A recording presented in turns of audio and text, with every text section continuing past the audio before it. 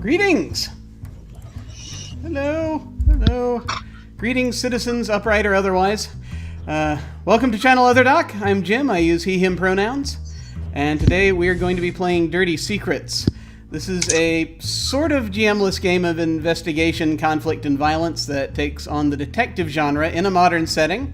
Let's go around and introduce everyone. Most of us don't have assigned characters in this game per se.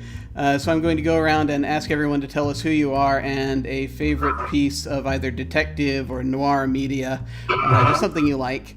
I'm going to go as I see it as I'm looking at the overlay, left to right. So let's start with Britt. Hello! Hi, I'm Britt. I use she, her pronouns, and my favorite piece of detective media would probably be Murdered Soul Suspect.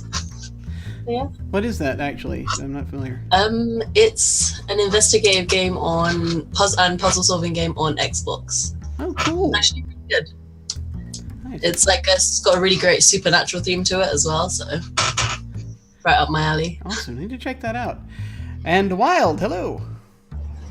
Hello. I'd be Wild Engineer, he, him pronouns. I guess my favorite detective media piece would be the movie Seven. Good choice. Very good choice. So that movie messed me up. I have not seen it since, but I am still a fan of it. And finally, Dingo. Hey, I'm Dingo. I use she, her pronouns. And my favorite piece of detective media, I have a couple. The old PC point and click Nancy Drew games. I loved those. Oh my god, I love them too. And this one's not really detective noir, but do you guys remember the show Psych? About the detective who pretended to be a psychic and would run around solving all these crimes. That one's one of my favorites too, and obviously Clue, the board game, as well. Very cool, very cool. I was as a kid. I enjoyed Clue, the board game. I loved the movie when that came out. Oh, so good. I think my favorite. I think though lately, what probably tends to be my favorite most of all recently is believe it's the. Now, see, I'm going to get it wrong totally, but no, it's the Bogart, the Big Sleep, with the Bogart, the film adaptation featuring Humphrey Bogart, the Big Sleep. There have been a few different adaptations of it. Used to be the Maltese Falcon, and then finally I saw the Big Sleep, and I was like, I now understand how much better things can be. Still haven't seen it, but I read the book, and it's a really good detective story. Awesome. Cool. I see. I need to actually get into reading these things. That's the problem. I have not read a lot in terms of pure, just detective or noir fiction. I've read the things that are sort of descendants of that in the fantasy genre and what have you. Some of Zelazny's stuff, Jim Butcher's stuff, and what have you. But I need to actually dig into some of the originals. I've not done that. Also, see, we have in the chat room an Ellery Queen fan, so awesome as well. So we're going to see if we can dig into this. He says as he tries not to cough his lungs out between the cameras as we do the ceremonial clearing of the lungs.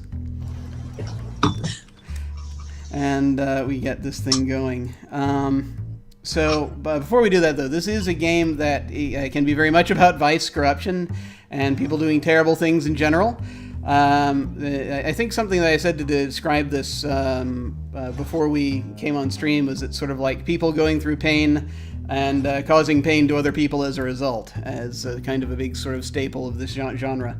So just so you folks will know, we're going to be using the X card, the N card, and the O card. If we hit something that's crossing a line for you, any of the players can type an X in the Zoom video chat or anywhere else, or make an X symbol, and we'll back up and we'll do something else, no questions asked.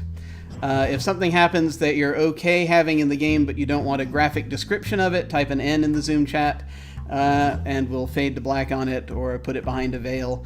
So it'll be there, but we won't go into detail. Finally, if you're in the midst of intense role-playing and you think we might be worried that you're really upset out of character, you can put an O in the chat and let us know you're okay and that we're good to keep piling on the drama. Something else we can do is we can put an O with a question mark after it when we say or do something and then think maybe it might be a bit too much. So like, is okay, everybody okay? Then everyone else can respond to that and just let us know if we're still doing okay. Now, while the characters might end up seeing quite a lot of torment, we just want to make sure that we don't have that happening to the players, so we can all relax and have a good time. So I think we are ready to get into this thing, and in so doing, he changes to the incidental music. So due to time constraints, we're not going to be getting into as full an exploration of this game as we might like. There are setup elements that we won't be delving into as much, and we'll be using the short story crime grid, which is the briefest and doesn't offer quite as much as the other grids do. For folks who are curious, I heartily recommend checking out the full rules, available from DriveThruRPG or directly from Dark Omen Games, because that's mostly what you're going to be looking at for there. It's still out there, still available. This game actually came out in 2007, so it was before. There were story games out definitely prior to that. You had Polaris being a biggie, but this was before they had become quite as widespread, and the language of it hadn't quite been developed yet. This is pre-Fiasco, basically, is sort of the way that I look at it. So there is there's a lot that the creator of this game, Seth Ben Ezra, kind of put into that are ways of describing things in more painstaking detail than I hope that we would need now. But we will kind of see where this goes, and as we delve through the thing. We're now also, by the way, getting into games that I have never actually had a chance to play before, and as we're getting this on this channel, so it's an adventure for everyone. One way or another, it could be a glorious success or a glorious failure. But I think as a wise person once said, if you can't be a good example, you have an obligation to be a horrible warning. So I'm setting out to try to do at least one of those, if not both, in the next few hours or so. But let's get into this. So the way this works, one of the players is the investigator. We decided ahead of time, we tossed the proverbial coin and determined that is going to be Wild. We will be playing the investigator, and we will be basically throwing things at him for the duration of this. So I'm giving you your little investigator icon there, which I will then lock in place so that I don't mess with it any further. And there it is. And in this game, it's kind of an inversion in a way, because you have only one person with a dedicated single character. You then have the other players are taking turns as the authority and are always considered advisors to the authority. It's really a group narration. Everyone's telling the story as it goes. But it's just essentially the investigators going and looking for things, and we're throwing things at them. That's kind of how it works. So as we're starting this out, and I will be frequently consulting the book if folks hear pages turning as I'm looking at this this whole thing while this is going on. So to get things started here, we need to come up with characters. Now, the character Wild will be coming up with is the investigator, obviously. And this game, since we have 4 players, that means that there can be a total of 6 featured characters, up to that many. So Britt and Dingo and I are going to come up each with supporting characters, any of which could be either suspects or victims, at first here. And then we'll have the potential to introduce 2 more characters over the course of the thing. So first off, who has a character name ready that you would like me to throw down here? I do. All right. Let me get to my to text here and Roll20, and let's get going. What's the name? I have the name Camilla Crawford. Camilla Crawford. Have you decided any details about Camilla? She is She was an actress, and she's now the mayor's assistant. Oh, nice. Okay. Cool. Excellent.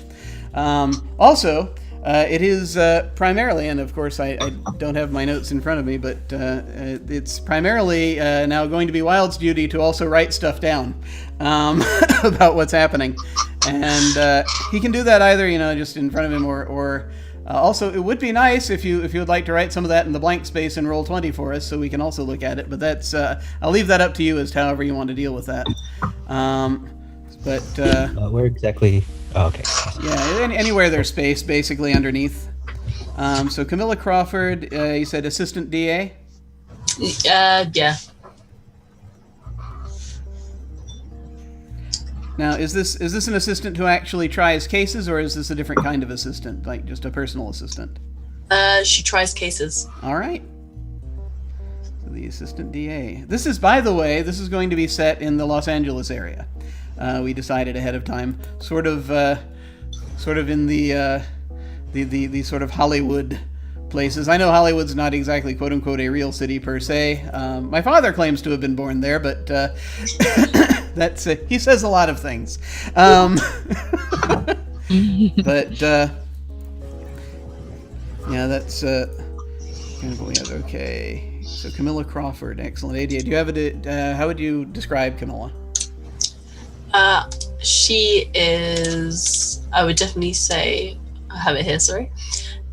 She is quick to become irate. She has a really fearsome temper, but she kind of hides behind her kind of blonde bombshell aesthetic. Nice. Roughly, do you know roughly about how old she is? She is 22. 22, okay, cool. Excellent. I like this. I like this already. Okay. Who else wants to go? Dingo, did you have an idea for a character? I kind of have a half-formed idea. I have a name, Cohen Mills. All right. Let me go ahead and do that thing. Cohen Mills. What are you thinking in terms of Cohen? I'm thinking he's like a beat cop in Los Angeles. Excellent. Cool. I think we can flesh that out as we discuss stuff, which we'll be doing in a minute too. Mm-hmm. Do you have any idea approximately how old he is? I'd say he's probably mid-30s. Mid-30s. We'll say 34. Okay. Yeah. Or I don't know. How old are beat cops? That's an excellent question. I think they can start fairly young, and then they can be beat cops for the rest of their lives, depending on how it works for Actually, them in their career. I kind of like that. He's been a beat cop for a long time. Okay, it just hasn't been promoted. Either hasn't wanted to, or just hasn't been. I think it's a point of frustration for him. Oh no! Excellent. Been passed over for most. You see, we're already starting to get motives in here. This is good. All right, let me see. I'm going to do a lot of things randomly because I've been running around like the proverbial beheaded chicken. I'm using one of my best friends, the Cypher NPC deck. I have a bunch of... By the way, incidentally, if anyone decides they would like me to just draw a card, I can do that too. I have locations. That's kind of fun. And I have plot builder cards for various plot elements if we need those. So that's so cool. If we need to do it, if we need to resort to anything, I've got us. If it comes down to it. Let's see. Oh, here's an interesting name. Okay. Although, okay, I'm going to combine two names. I think. Well, everything is going everywhere. Okay, yeah, I'm just going to go with this.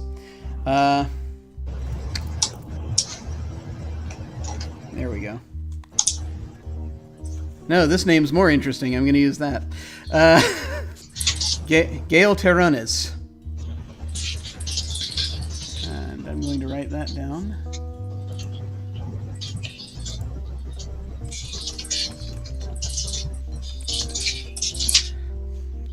And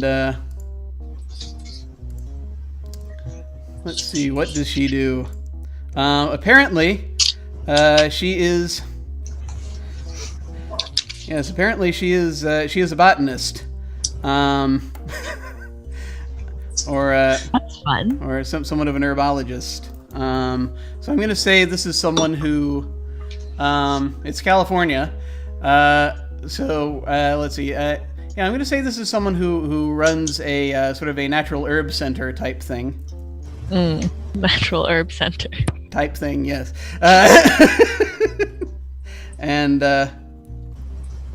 we can make that mean whatever we need that to mean. I'm going to say she's like 40. She's about 40. Has a lot of plants. So many plants. So many plants. So. All Well, the she'd be plants. a bit botanist.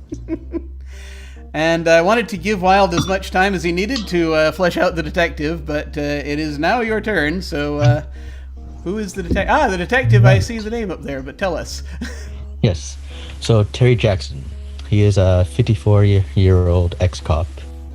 He was on the force for about 20 years until he started investigating a murder case that started to point towards the higher-ups. It's not exactly which sure higher-ups because of the movie industry, a lot of the upper echelon seem to be interconnected, weaving back and forth, everyone doing favors for everyone. Yeah. But as tends to be for these cases, the investigation was shut down immediately because he could not let it go. He was shoved out of the force and forced to do investigation work on his own. So 20 years of his life essentially brought down to nothing. So here he is, a 54-year-old grizzled man. You can still see a sharpness in his eyes, with another weathered look. I love this. He goes about trying to figure out what his next cases will be. This is beautiful. This is beautiful. I love this so much. Okay. Excellent. Good. Okay, so we've got basically 4 of our 6 allotted featured characters. I mean, we can have other characters come and go. But these will be the ones that are most narratively important. At any point, anyone can introduce new characters. But just, sort of specify if you want it to be one of the characters. And we will do that. Now, we turn in our hymnals to the next page. We must generate a crime. So we must generate the first crime for the story. The investigator rolls. So, Wilde, I would like you to roll a d6.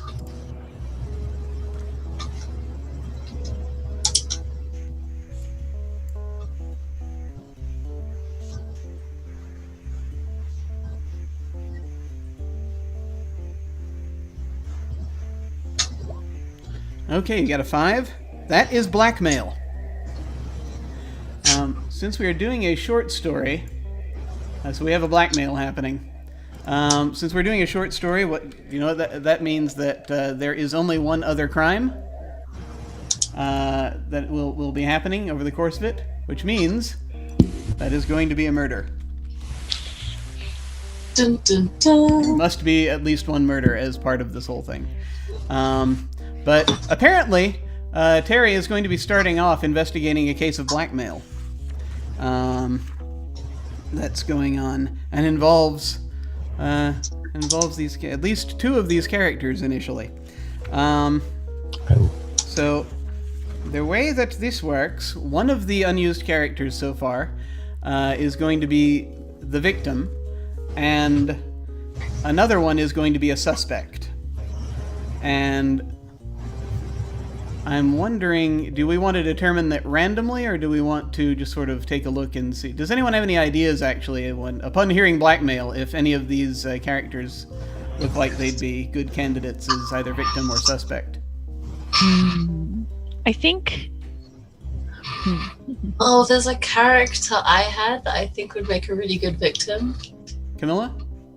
Or Not Camilla, there's another one. Oh, a new one? you want to? I mean, Yeah. If you would like to use up to use your character introduction token at this point, then feel free. Yes. Her name is Audrey Taylor. She is a journalist for one of the most lucrative magazines in LA. Her articles are incredibly popular and always scandalous, and she'll do anything to get a good story. Nothing gets in her way, even the truth. Even the truth. Even the truth. That's interesting. Okay. Huh. Ah, awesome. Thank you for bits. That is much for the bits. That's much appreciated. So let's see here. Is everyone all right with that? With introducing Audrey Taylor? Yeah. Okay. Yeah. So Audrey Taylor as the victim. Okay. Okay. So Audrey is being blackmailed, and also again, and forgive me for harping on this, but it's just sort of something that helps me personally to get these people straight in my head. Do you know about how old Audrey is? Yes, Audrey is 25. 25. Okay, cool. This sort of helps me get a picture. Let's see. Okay, so we must decide who is the suspect. Who do we think could potentially be blackmailing Audrey?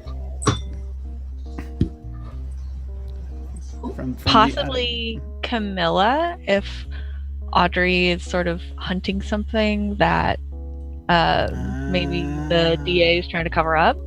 I like that. Yes. I like that. Excellent. Okay. Hope no one minds. I'm just moving these characters around. And I'll move the description there also. Excellent. Okay, so Camilla is the first suspect, and we have Cohen and Gale available to us if we decide we want to. Let me put down here botanist. There we go. Just so that there's a reference there. Okay.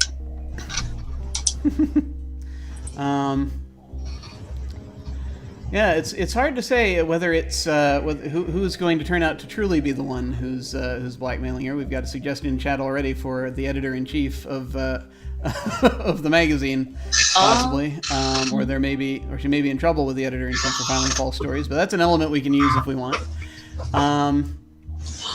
But let's see. Looking this over, so we've got that set up. We've got the crime generated. And now we need to determine the investigator's connection that kind of gets them involved. So the investigator is going to roll. There, I've got an investigator connection table here. The investigator rolls on they'll say who the connection is. So, Wild, could you roll another d6, please? Okay, 6. The victim. Okay, so this is essentially drawn into the case by Audrey.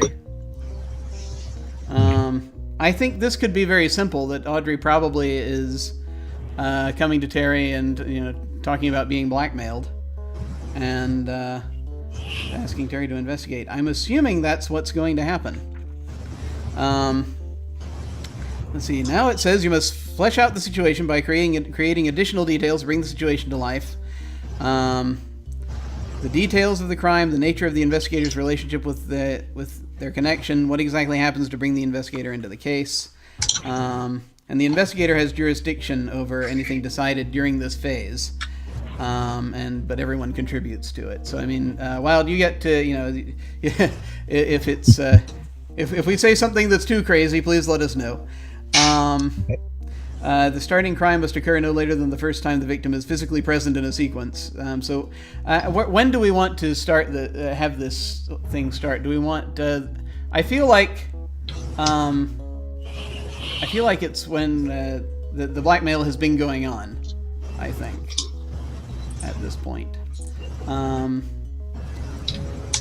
So, what sort of details do we want? Are there any? Actually, I mean, we've already got some fairly solid details about what we think might be happening. That Audrey might be being blackmailed by Camilla, possibly. That's the thing, is that right now they're still just suspects. We have not determined that they are in fact guilty. That will be determined by the crime grid eventually. Are there any other details we'd like to throw in about the starting situation at this time? So can we throw in details about the characters or just the situation? We can either or really. We can fill stuff in as this goes. I've got a note about Camilla. No, Camilla, yeah. She's been accused of witness tampering. So I've got that on that sheet. Okay, so yeah, that's something I think going in that Wild would probably quite possibly be aware of if it's a matter of public record. Depending on how it is, or she might, but that is that is that connected to the blackmail? Do you think the witness tampering, or is that a separate thing that's just giving her pressure at work? I think it's to do with the blackmail. Okay, so that's basically someone is saying that Camilla had tampered with evidence, and witnesses. Yeah. Is threatening to witness tampering. Sorry, witness tampering, and yeah, and so that's going to be. Let me move that aside so I can see better. Yay. Okay. So yeah, that'll be kind of where we're starting here. Any other details we want to throw in, or shall we just get to the opening?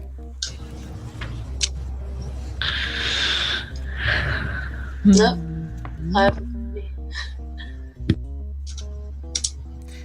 All right. I think we shall go ahead and get moving here. So the player to the left of I think I'm just going to go ahead. Do you want me to go ahead and start as the first authority just by way of demonstration, or does someone else want to be authority first? I have no problems with you going first for some. Righto. I would appreciate some demonstration. All right. I have given myself the gavel. Just a quick question. Mm-hmm.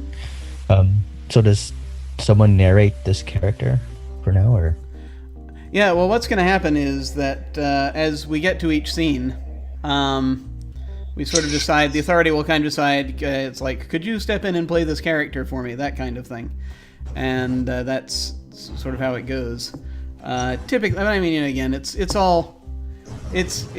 sort of group narration here, so it can be any number of things. Playing out the opening. Once you have fleshed out the situation, you're ready to start playing. Blah, blah, blah, blah, blah. Narrate the facts you established during your earlier discussions and nothing else. No conflict is permitted during the opening. Once the opening is completed, move into normal play. Okay.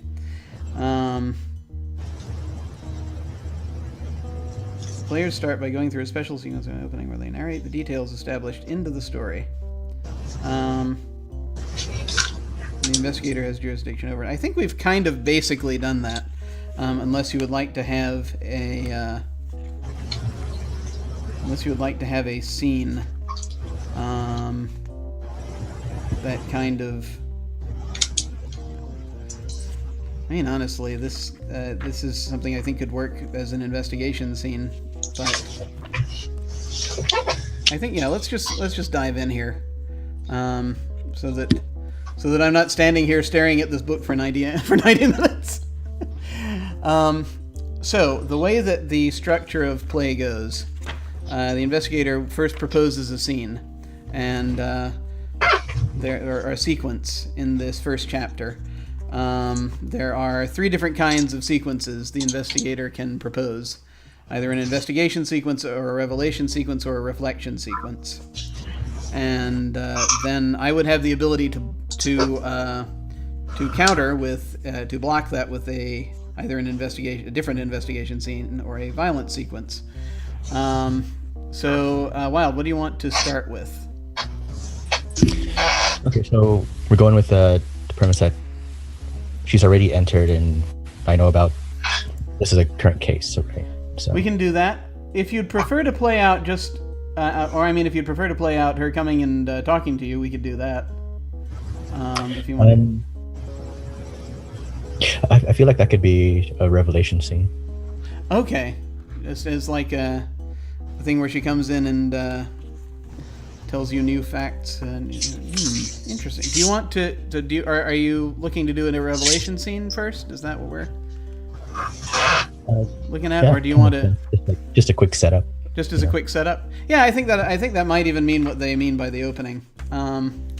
Yeah, let's go ahead and just do a sequence and see where this goes, and then we'll figure it out from there. This will be kind of let me check the revelation type thing. We need not necessarily engage with the full rules in this first sequence for revelations, but let's sort of dive in here. Yeah. Okay. Yeah, let's actually just see. I'm a fan of this. Let's do an opening where we just sort of see where it goes first, and then we'll kind of play with it. Is that okay? Is that okay with folks? Mm-hmm. All right. So I think we're going to have Audrey probably come to you, and with the setup essentially, where basically Audrey's hiring you. I think that's probably going to be the easiest thing. Since Britt, since you came up with Audrey in the first place, would you like to play her in this sequence? Sure. Yes. Okay. Let's go ahead and do that. So, tell us what it is where it is that Audrey is coming to you, and what's the setup here? What does this look like? Most likely, she'd be coming into my office. Just the classic noir style, big wooden desk, big window pane, just detectives, slightly smudged. It needs to be replaced, but you can't afford that. So. Excellent. So Audrey comes in.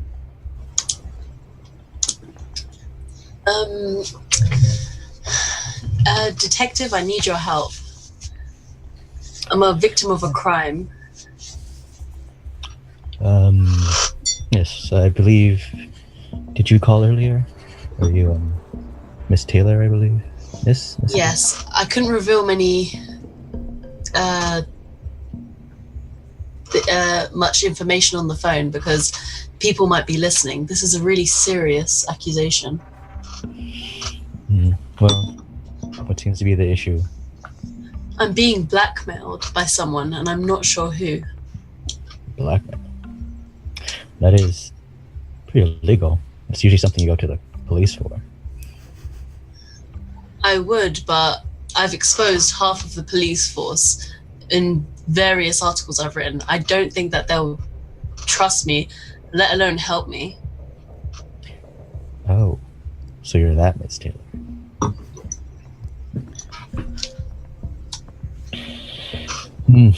I see. Well, how exactly are you being blackmailed? My life is being threatened because of something I've been investigating. Oh, I mean, there tend to be a lot of cases like that these days. Usually it's just chatter on the computer. People would mean nothing by it. They're just, I believe they call them trolls these days. I've been doing my job for a very long time, and I know something from a joke from when it's real. They've put details about my ongoings, where I've been on the weekends, what kind of car I drive, my license plate. This is serious. No. And you haven't gotten anyone else about this? No. Okay. Well, do you have any idea of who it might be? I mean, obviously you have a lot of enemies, so. Well, at the moment, I'm investigating the DA's office. There's been loads of rumors about witness tampering, and people who bring up evidence against the mayor's office and the DA have seemingly disappeared, so I've been investigating it. Yes, I can see how that would definitely lead to someone wanting to shut this story down. Exactly. So will you help me? Do you have any evidence it's them?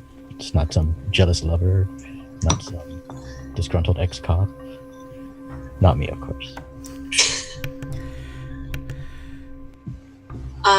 I wish it were, but I'm pretty sure it's someone in a high enough power to get the kind of details that they've revealed about me.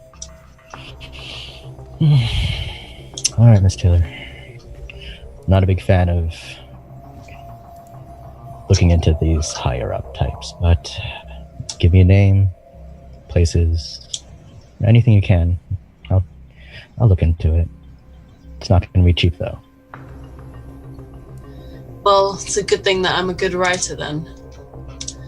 I think that you should investigate Camilla Crawford. She's the DA assistant. Crawford. Right. There's also someone else. Her name's Jean Turner. She works at the courthouse. There's something completely off about her. I just don't trust her. Miss Turner. And why would she be suspected? Well, in every case that's been brought up against the state or the mayor or the DA's office, she's always been the handler of any material, evidence or physical or anything like that. And somehow those cases always seem to get dropped. Coincidence? I think not. Well, something like this definitely won't go quickly. It's not easy to get into the court system itself. So, I'll see what I can do. Thank you. That's all I ask. Contact you. All right, I think that pretty much sets up things. And so we can now move on to, again, if you want to propose a... that's the opening. So, Wild, do you have a sequence you want to propose?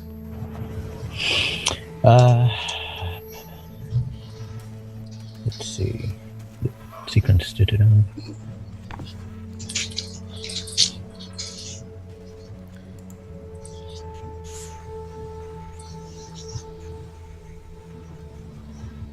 There'd probably be another revelation. Like, who would he know who could get him into the courthouse?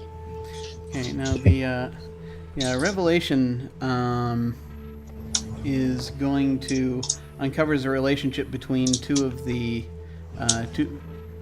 characters that we have set up already. Or I think. I'm sorry. Go ahead. Maybe this is just an investigation. I'm not quite exactly sure how. Yeah, I think I'm gonna propose an investigation scene where you're going to try to find out more about these two names that you've gotten, the people in the courthouse. Do you think that Terry would go directly to the courthouse on this, or would this be something where he'd look through other means? Oh no, they know who he is. He would not go directly there.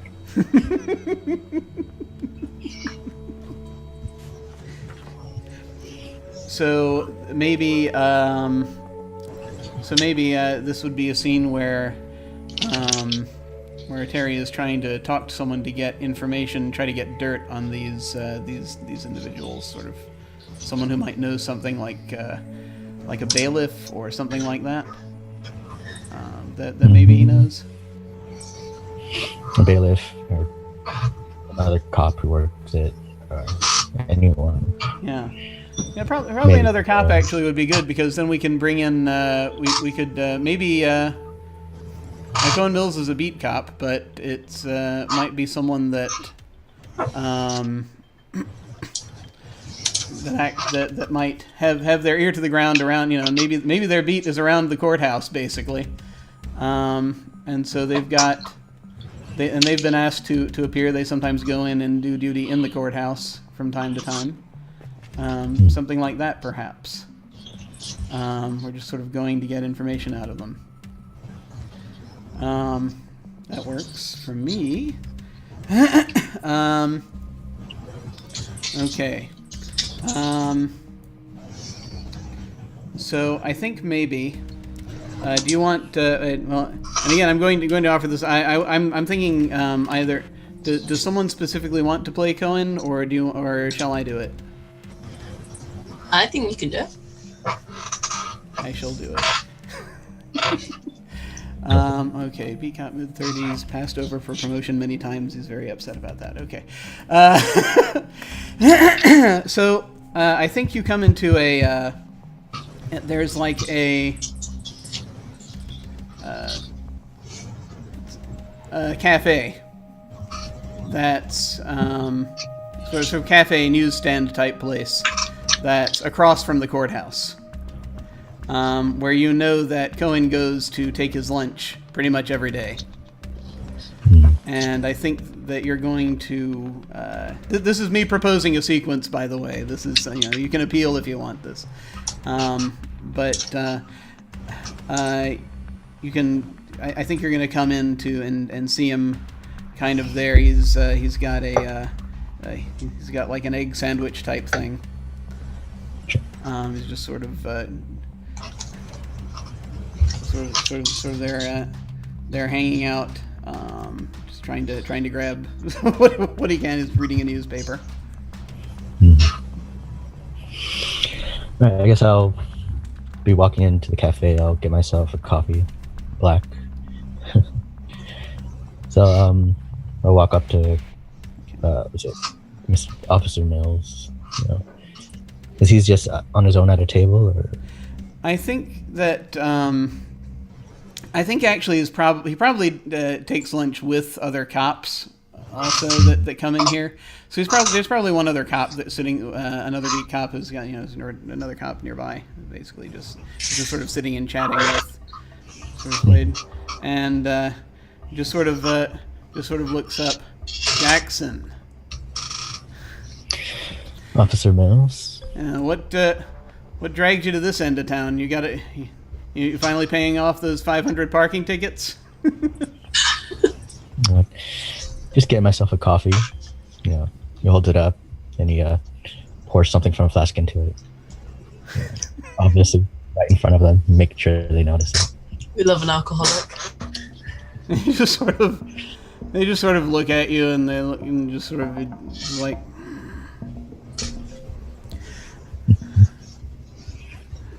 Yeah. How many times have I told you want to be careful doing that out in the open? What are you talking about?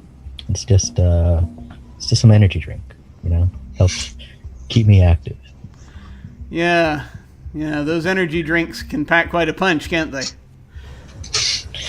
Well, yeah. Punches you need.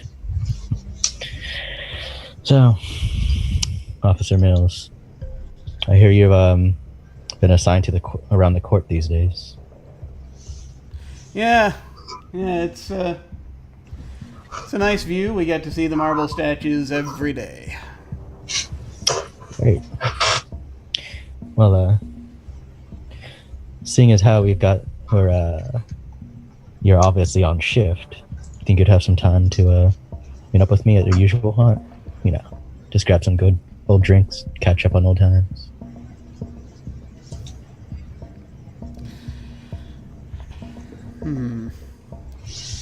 I don't want to go to a full. I don't necessarily want to go to a full conflict yet. I don't think.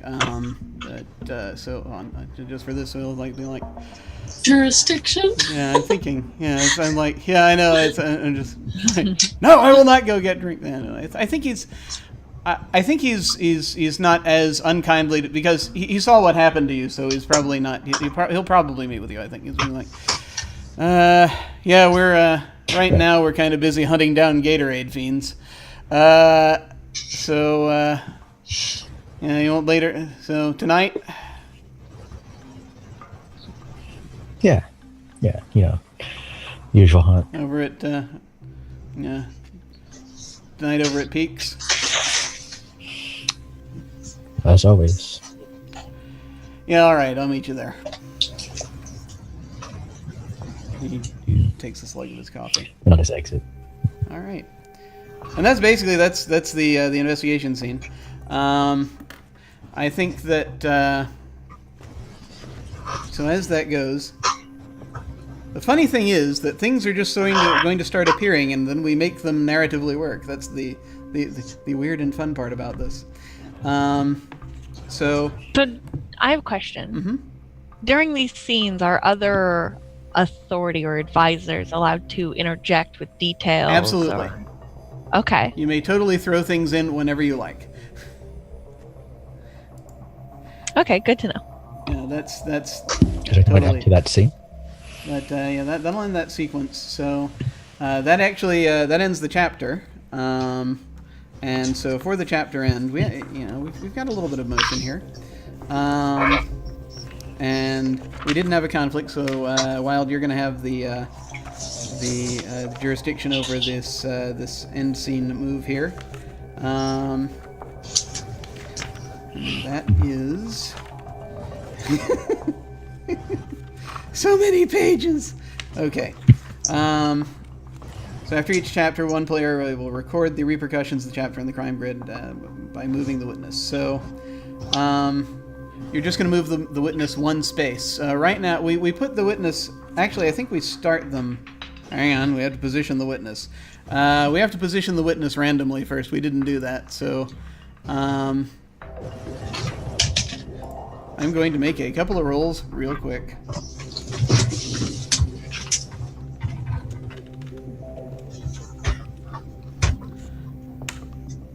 Three. So I'm in the right column.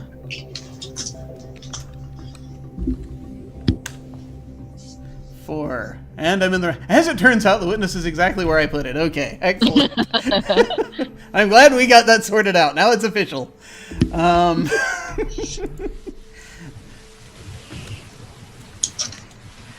So you can move them one space, either horizontally or vertically. What does this mean? Going higher or lower? That's just that's when I was rolling the dice a moment ago. That just is if we need to randomly position the witness. But we don't need to do that right now. Okay. You can slide them up or down or left or right. And then you're going to write something in that space. Does the actual spaces mean anything in terms of me moving them? Or? No, not in this version. Let me make sure you actually can you grab hold of that and move it? Yes, yeah. Good, excellent. Okay. So move it to one of the spaces. You can any direction you like.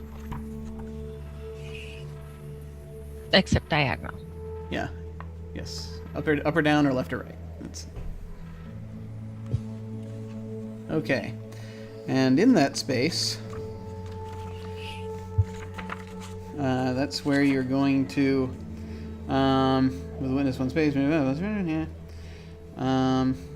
write down a character name in this final space where the witness ends their move. The name should reflect the suspicions that arose during the previous chapter. But it's basically, it's up to you what name you want to write down in that space. So any name in particular? I can write any name down. You can write any name, but it's probably, I'm guessing you should write down one of the names of the established characters. Well, you have to write down the name of an established character. So I would... It has to be. So you could write down Audrey's name or Camilla's name. You could write down Cohen's name if you want. Narratively, I think it's most likely to be Camilla, but you could also put someone else in there if you wanted to. Right.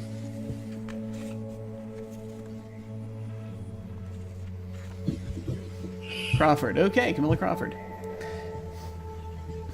So that is so there is a possibility that Camilla Crawford is guilty, and we will see if you land on that space again, then that could be what that means. So thus far we just have the blackmail, but there will be a murder eventually. So I must now pass the gavel to the right, and I will do that as soon as I can figure out how to move the bloody thing. There we go. Alright. And I moved it over to Britt. I'm just going visually by what I have in front of me. As the next authority. Unless you absolutely want me to go the other direction.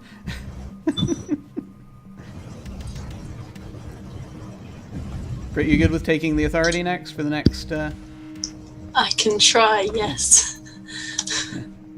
Good, cool. It's all right. We're all in this together. So it is now. So we are now on to the next chapter, and so it's up to Wild again to propose a sequence. Okay.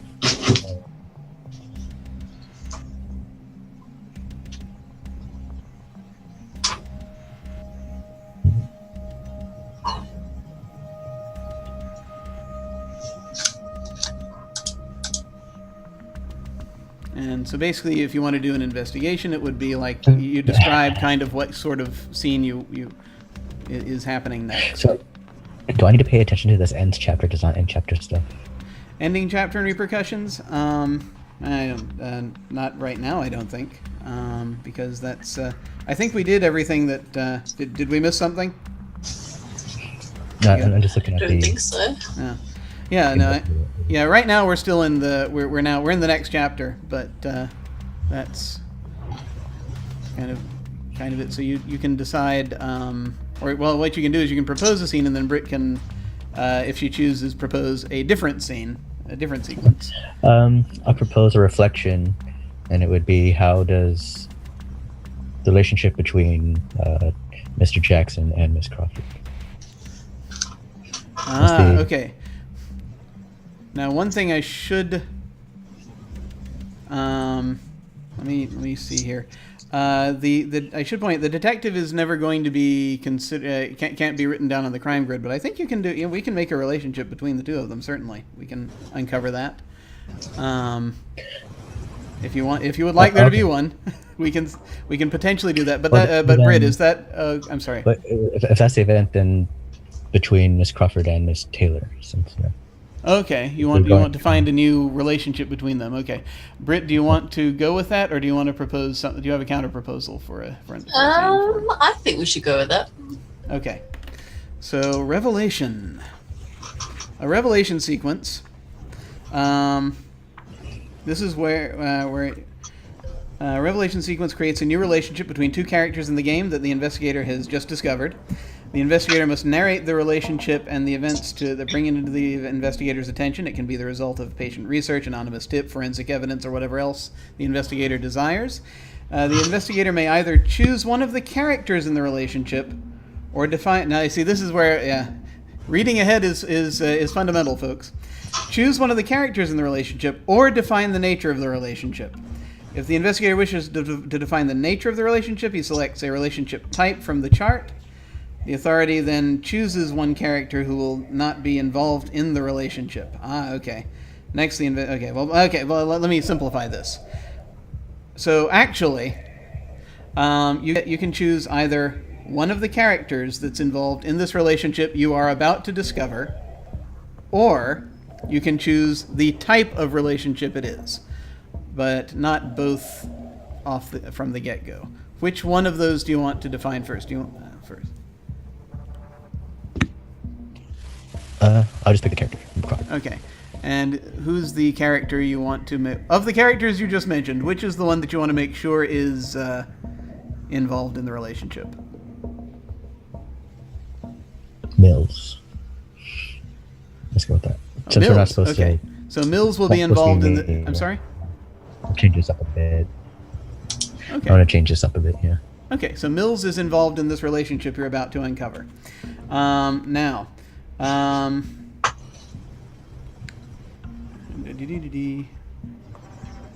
So, the investigator selects a character, then he selects the character which is placed in. Okay. The authority then chooses one character who will not be involved in the relationship, or chooses a relationship type that the investigator must re-roll if they. Okay.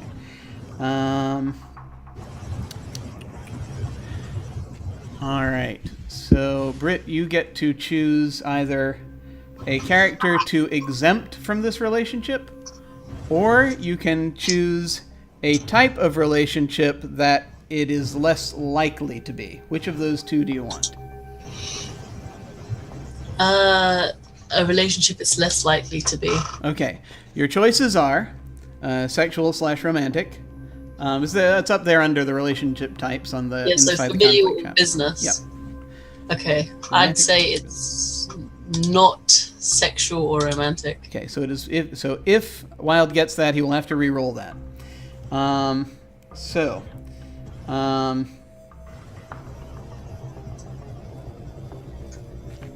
we're talking about the relationship between Cohen Mills and who? Well, we're about to find out. Oh, okay. I thought it was Crawford. The investigator shuffles the remaining character cards and draws one of them. So it's actually going to be random. Is strangely enough how this goes. So it could be. To recap, it could be. It could be Audrey. It could be Camilla. It could be Gail. The botanist. It could be any of those three. So I'm going to ask you to roll a d3 for this, and I think we're going to go just in order of the. I was in order of where they are on the list. So Camilla is the second on the list. So it's the relationship's going to be with Camilla. And it's not sexual or romantic. And it is probably not sexual or romantic. I just zero selection authority, blah, blah, blah, blah. I just want to make sure I'm getting this right here.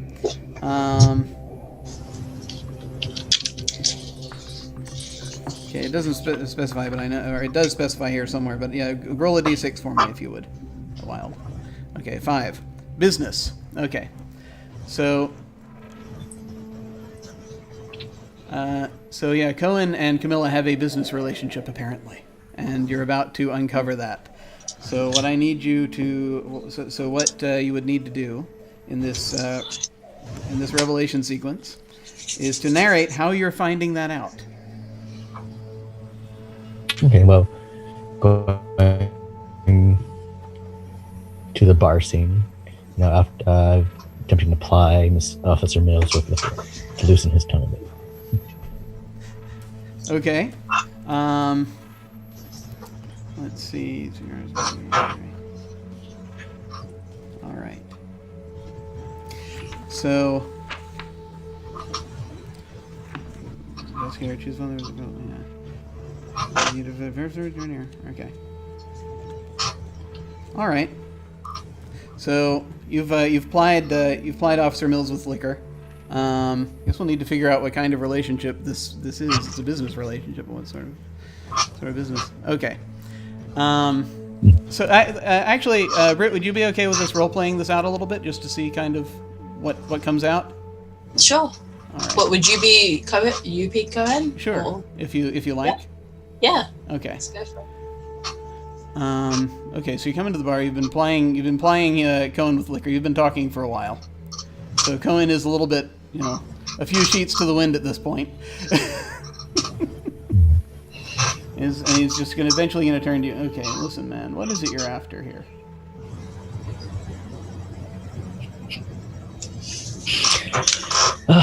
Officer Mills, you know how it goes. Clients come to me, they've always got questions, And at this point, someone's been asking about Miss Crawford, the DA. Oh, I know her. Yeah. That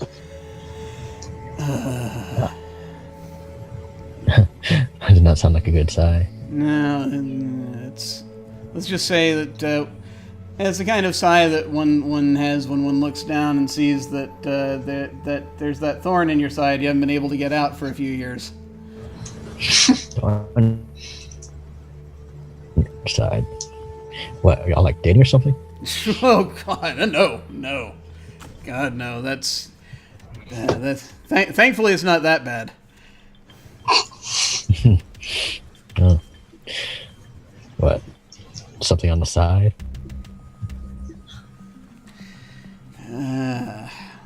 Well, look, things sometimes, a lot of times, things are in this town. Things, you have to drop everything if something happens to a celebrity, right? Oh, sure, So- sure. Yeah. Yeah, so there are. All right, look, you didn't hear this from me, okay? Of course not. But Between us. sometimes you get certain events that come up where you need a kind of a judicious form of crowd control. And Yes. you want to leave some of the right people at the front of the crowd, and the wrong people go to the back of the crowd. If you take my meaning. Sort of plays better for the press. I kind of help out with that a little bit. From time to time. Really no.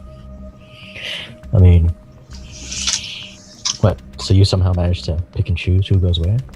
Well, it's not exactly that. Well, you were. Did you ever, Jackson? Did you ever do crowd control detail? You know, kind of how that. How it's usually sometimes. I mean, worst case, it's. It's you just do what you can to stay alive. But when it's, you got an opening or something, and sometimes you want people to. You're sort of standing out there and you want people to move on. They tend not to question it. Oh, sure. Yeah. Badge has power. Yeah, so sometimes, the DA sometimes has announcements, or she sometimes has announcements, and things come out, and sometimes it's easier when, everybody nowadays can, they don't have press passes anymore. Nowadays, everyone can pretty much be whoever they want to if they've got a blog. So, you gotta kind of figure out who you're gonna let up front, right? This is a personal attack. I feel attacked. I'm feeling very attacked. There's a chance. I just came here to have a good time. I just came here to have a good time and I honestly feel so attacked right now. So that's a thing that sometimes she asks for help with, and she is somewhat she is slightly generous about with how things go after that. I mean, that's a little awkward for a DA to be doing. Isn't that usually more of a Hollywood thing? Isn't that just business type stuff? What's she doing now? You'd think. But I don't ask questions about these things when it's somebody that I'm going to have to see on a regular basis and who is going to be submitting performance reports. Sure. So any chance you guys had to push back an Audrey Taylor? Don't even get me started about.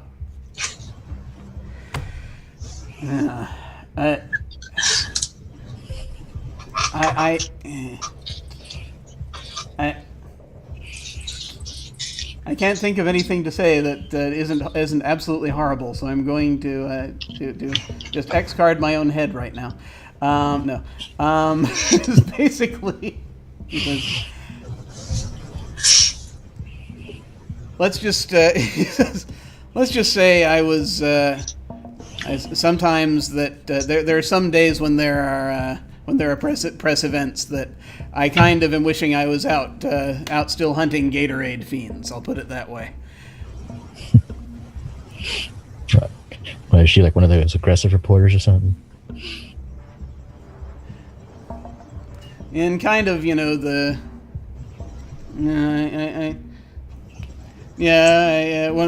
could say that, and kind of the same way they might say that blowing up a building is architectural criticism.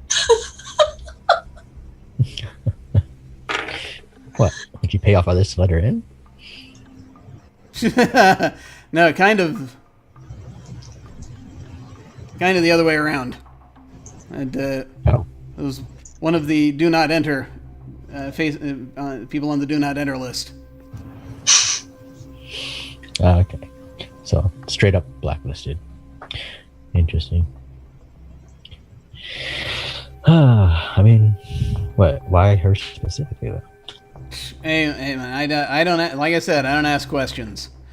I mean, after talking to her for about 2 minutes, one draws conclusions, but nothing solid.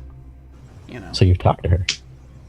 Well, got talked at is kind of more how it goes. Sure. What, was she asking questions about anything in particular? No, it's different time. It's different time every other week. Ain't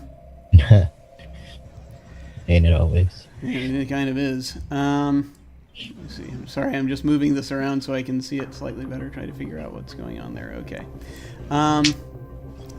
Yeah, sometimes there was like I think just last week there was a thing about kind of a restructuring of the witness pool over at the courthouse, and that was, I think, was during that announcement. Yeah, interesting. Just for someone directly from Crawford said, "Do not let her in." Yeah, there was some case or other going on. I'm trying to. There was there was some murder case going on at the time.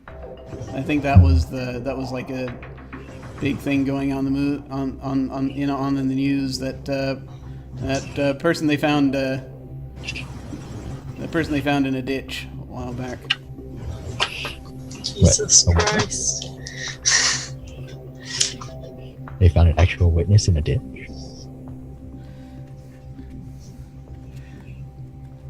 Well, I'm going to declare a crime at this point. I hope no one minds.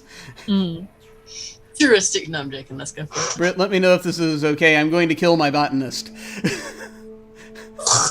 did she do? I know. She was in the wrong place at the wrong time. She didn't have enough hydrangeas. I know, exactly. Not enough man-eating plants. It was the Taronis case. It's that that lady down on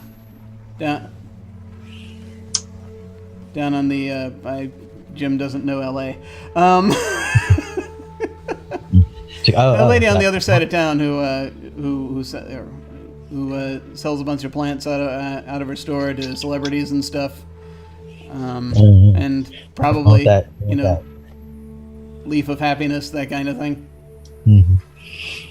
Oh, that internet botanist one, the one who has like that World of Plants thing. Yeah, World of Plants. That was it. It's off Hollywood Boulevard. Off Hollywood Boulevard.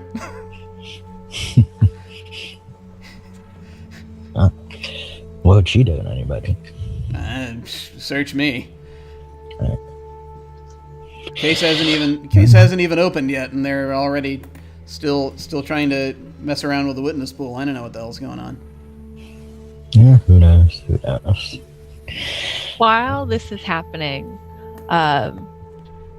Jackson, there's a crash that comes from the bathrooms, and as you kind of look over Officer Mills' shoulder, you see one Camilla Crawford stumbling out of the bathroom, straightening herself up. She doesn't see you, and she closes the door and walks out the back door of this bar. But what's odd is that shortly after, you see someone else walk out of the same one-person bathroom. Oh! And you know this to be someone you've investigated before. Her name is Scarlett Harper, who is a member of. She's scary. Who is a member of a notorious crime family in LA.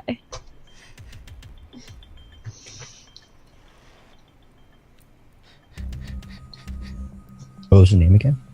Scarlett Harper. I was gonna do the same thing. Do we want to make do we want to make Scarlet Harper like an official character, or is Yeah, I'd like to submit her as an official character. okay? And she even gives Mills a nod as she walks through the bar. So after after that happens, Mills just sort of will sort of shrug and turns back to Wild and says, "Like I said, I don't ask questions."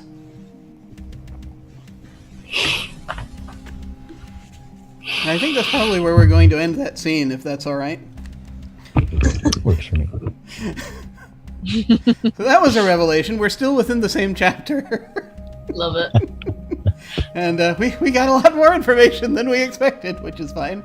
1, 2, 3, 4, 5, 6. Okay, we're up to our full 6 characters, so... You said I could submit details. Oh, whenever absolutely. I want. No, that's perfect. That was awesome. That was great. That's going to help a great deal. So now, Wild, you can propose another sequence. And Who's the 6th character? Just the... Scarlet Harper from the Crime Family. And there's Gene Taylor also, right?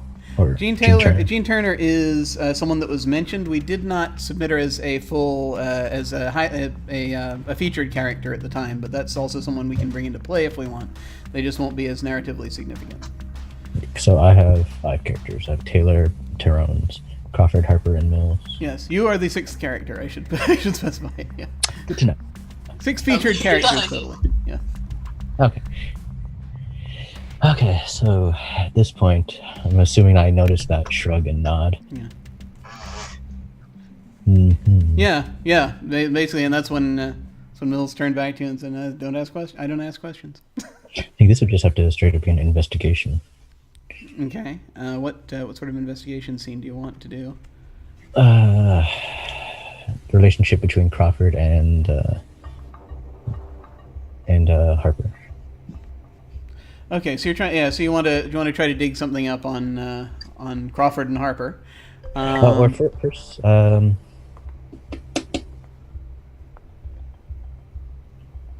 actually, let's do Harper and Tyrones. That seems. Well, how you want to see if there's a connection between Harper or the Harper crime family and Gail Tyrones? You're going to investigate that? Yeah, because Okay. I've already connected Crawford to Tyrones. So this would be so if you're proposing an investigation scene, this would be a scene in which you're going and doing something to try to find out if there's a connection there. Mm-hmm. And so that's kind of your proposal. And you can also add details as to I go down to X place to look into this, or Sure. I... I'd probably go down to her shop specifically, to Okay. Tyrones' shop, the button's shop. And Britt, you can then either accept that or you can have a counter proposal for a scene. I have like a slight adjustment to the scene, but it's more to do with, I guess, when you get there. So I think we'll roll with it for now. Yeah. Sure. Right, yeah, totally. Yeah.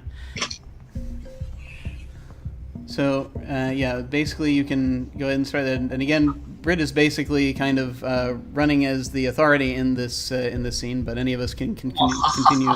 Yes, can continue to contribute stuff. So Right. let us know what's going on. All right. So I'm guessing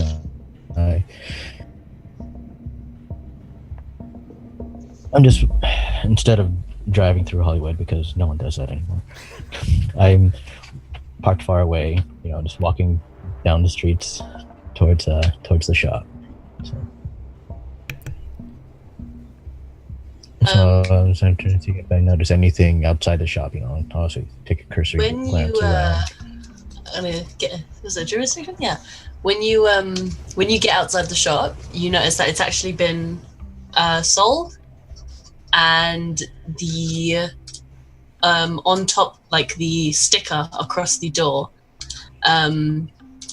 actually says Harper's Agency, which is one of the top kind kind of developing and estate agencies in LA. Oh. Realty mob boss.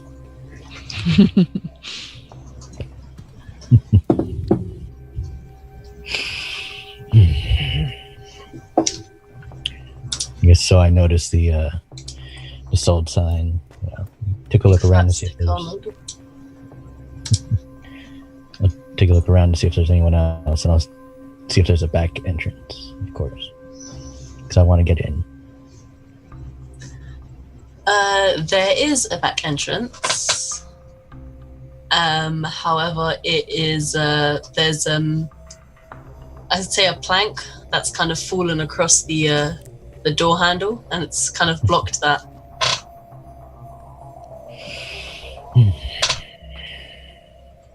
It's always got to be hard.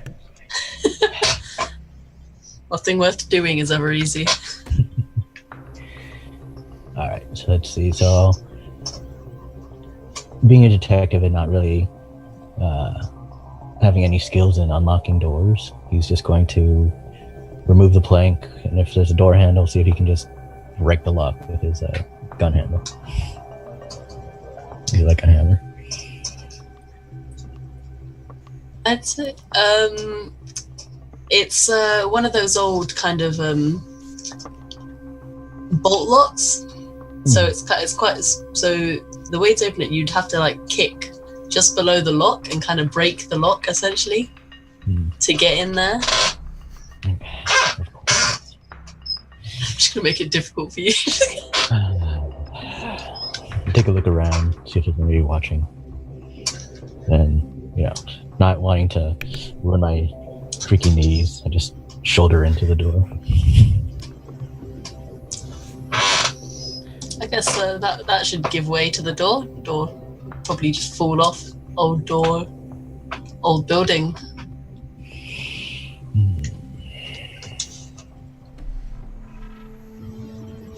Alright, I guess I'll just start looking around for any mail, anything that could be, if there's any notifications or, like anything I would say that why was this shop sold so quickly? That doesn't make sense.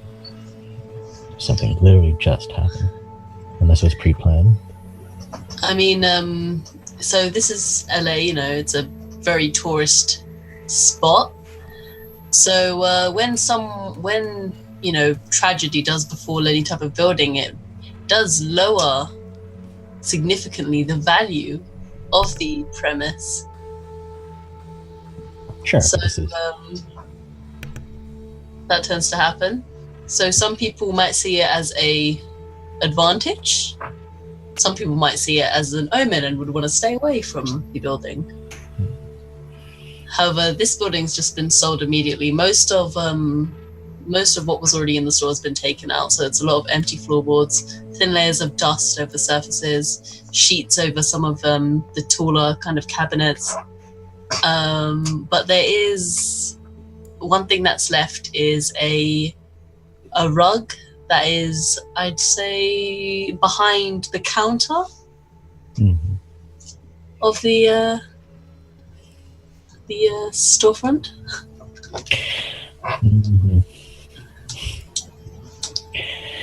We can all jump in with stuff as well, right? Oh, absolutely.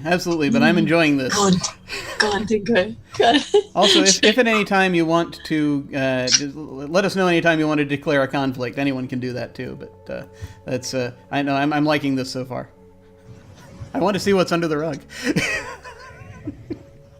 I'm so excited.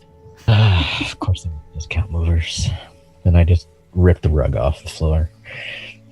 Okay, so when you rip the rug off the floor, you can see, the floorboards go across horizontally as they should normally. However, one of them seems, I'd say, looser than the others. Guess I step on it a few times to see if there's any boards that creak. It's like, of course, standard. It's almost cliche. I'll try to see if there's a way I can pry the floorboard open. There is an edge that's lifted, so putting your hand around it and kind of pulling up really just lifts the floorboard right up off of its stand. It's not even nailed in. It's and as you can see a small, I'd say, a lockbox that is right just laying there, a little red lockbox.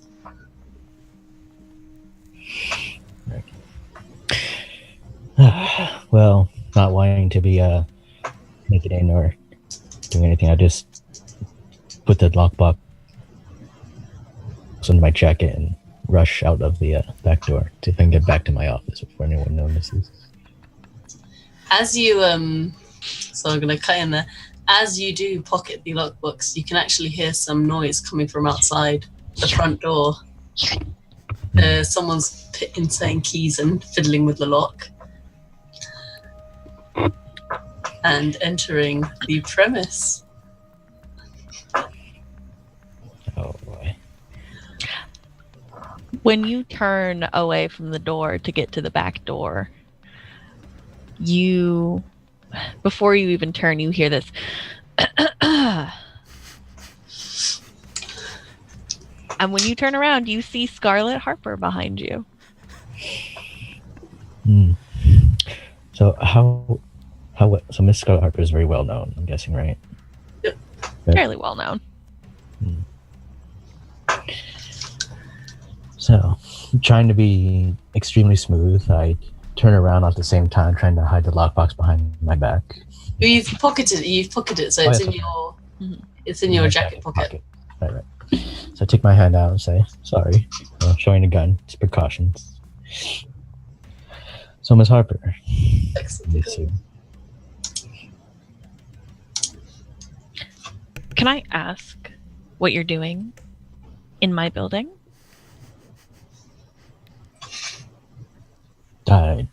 Nothing's stopping you. What are you doing in my building? You know this was locked, right? This is trespassing. I don't take kindly to trespassing. Oh, she's got you on the ropes.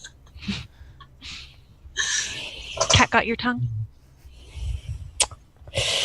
You know, sometimes when you're caught red-handed, what can I say? There's nothing I should do. I was taking a look around. I had some dealings with Mr. Ronis, and come to find this place was stolen, or it was sold, and suddenly she's gone murdered. Very, very odd things, you know. Yes, I've heard from the papers that she met an unfortunate end. Oh. So, seeing as you bought this place, you've obviously had some dealings with her. I mean, so who would even want this to happen? I mean, The only deals I had with her or her estate were post-mortem when I bought her building. how very convenient. Scarlett moves aside her leather jacket to expose her 9mm. I think that at this point also the people at the front door are going to get in, and it's essentially a couple of very large brick wall shaped individuals, basically, who are of the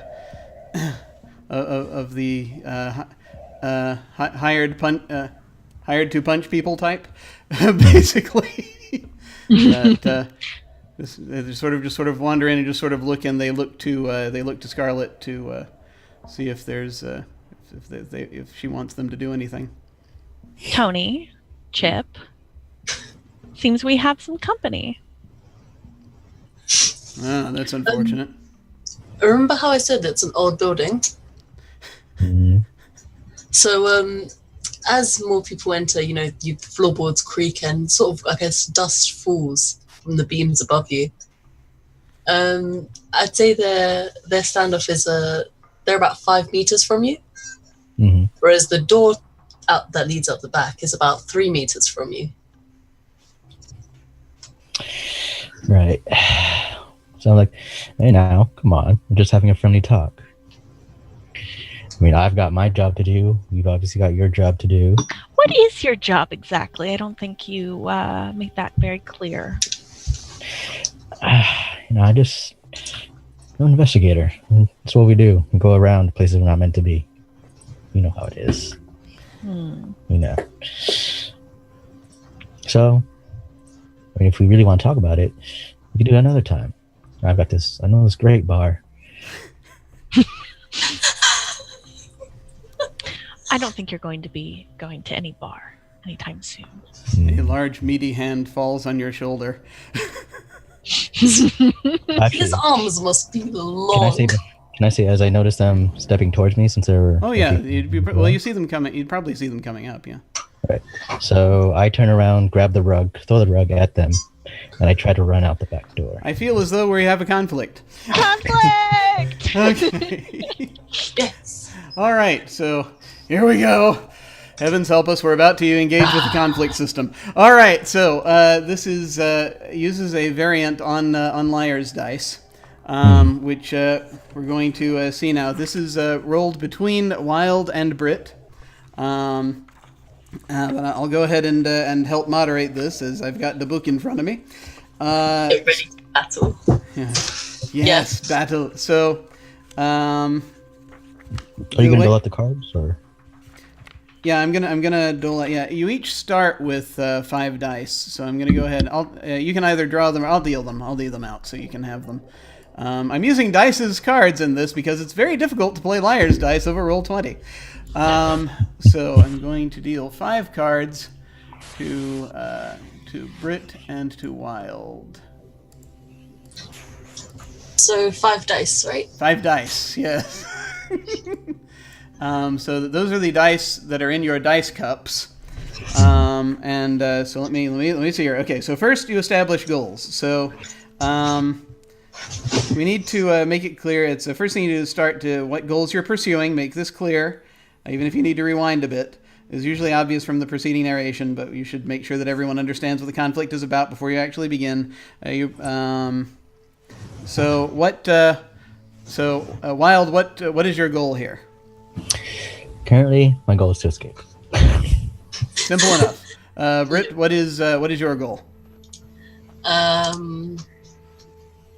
My goal is to help Wild escape. And actually, I want there to be like a gunfight. That'd be fun. Oh, that's cool. Also, get hurt. I mean, we can say that. Well, basically, the character, the conflict is between. Is between Terry and Scarlet ultimately. Here, as that's how conflicts really work. It's between them. So this would actually be kind of more. What do you think Scarlet's goal is for this? Oh, she wants to put a bullet in between us. Okay, I should point out also. The investigator cannot die during the course of this game, but So then maybe just like knock him out, interrogate him maybe. the goal can totally be to shoot him. But yeah, if enough violence is done to kill him, I mean, he could be end up getting severely injured or just basically get go unconscious. And there's a special mechanic for that as well if he gets that much violence done to him, but we'll get to that. So, you each would announce the number of dice you have. You each have 5 dice. We know this already because I just said it, but that's the only time you're obligated to do it. We've rolled your dice. You roll the dice, but you have those as what were dealt out to you randomly, so you're good there. You can look at your own dice, but do not show your dice to the other players. Now, set violence dice. Each participant in the conflict then places his red violence die under his cup, set to whatever number he wishes. So each of you can draw a die from the Dirty Secrets violence deck. And I will roll the public violence die. Just draw 1 card from the violence deck, right? Yes, you draw 1 card from the... Or you can either draw it randomly or you can choose one rather specifically. It can be whatever you want it to be. But it's after that I would roll the die in the middle, because there's a. So how do we use the violence die again? The violence die that comes in during times that you're rolling. I'll specify that when we roll. But yeah, it ultimately decides how much violence there will be at the end of the conflict. And so you want the violence dice not to match, probably. Well, I mean, unless you win the conflict, in which case you get violence to dole out. But if you lose the conflict, violence will be done to you if there are matching violence dice. Right now, we're looking to if you want violence in this conflict, basically you're looking for 2s. That's mostly what we're looking for right now, because that's the public die.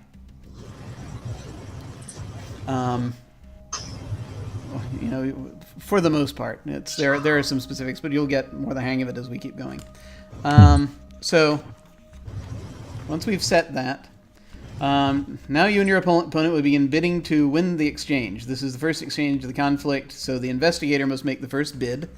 When you bid, you're claiming this is the total number of dice of a certain value under both cups. Basically, that's the total number of dice that will be on display eventually. You see a couple of squares on the screen right now. They're going to eventually be revealed in those squares.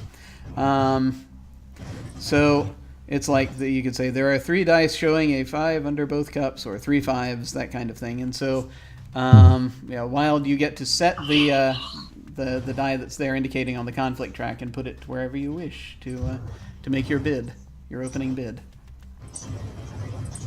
Okay, so I put it on the total number? Yeah, so it's the numbers on the track are the number of dice, and the face on the die is the value on the dice that you're saying.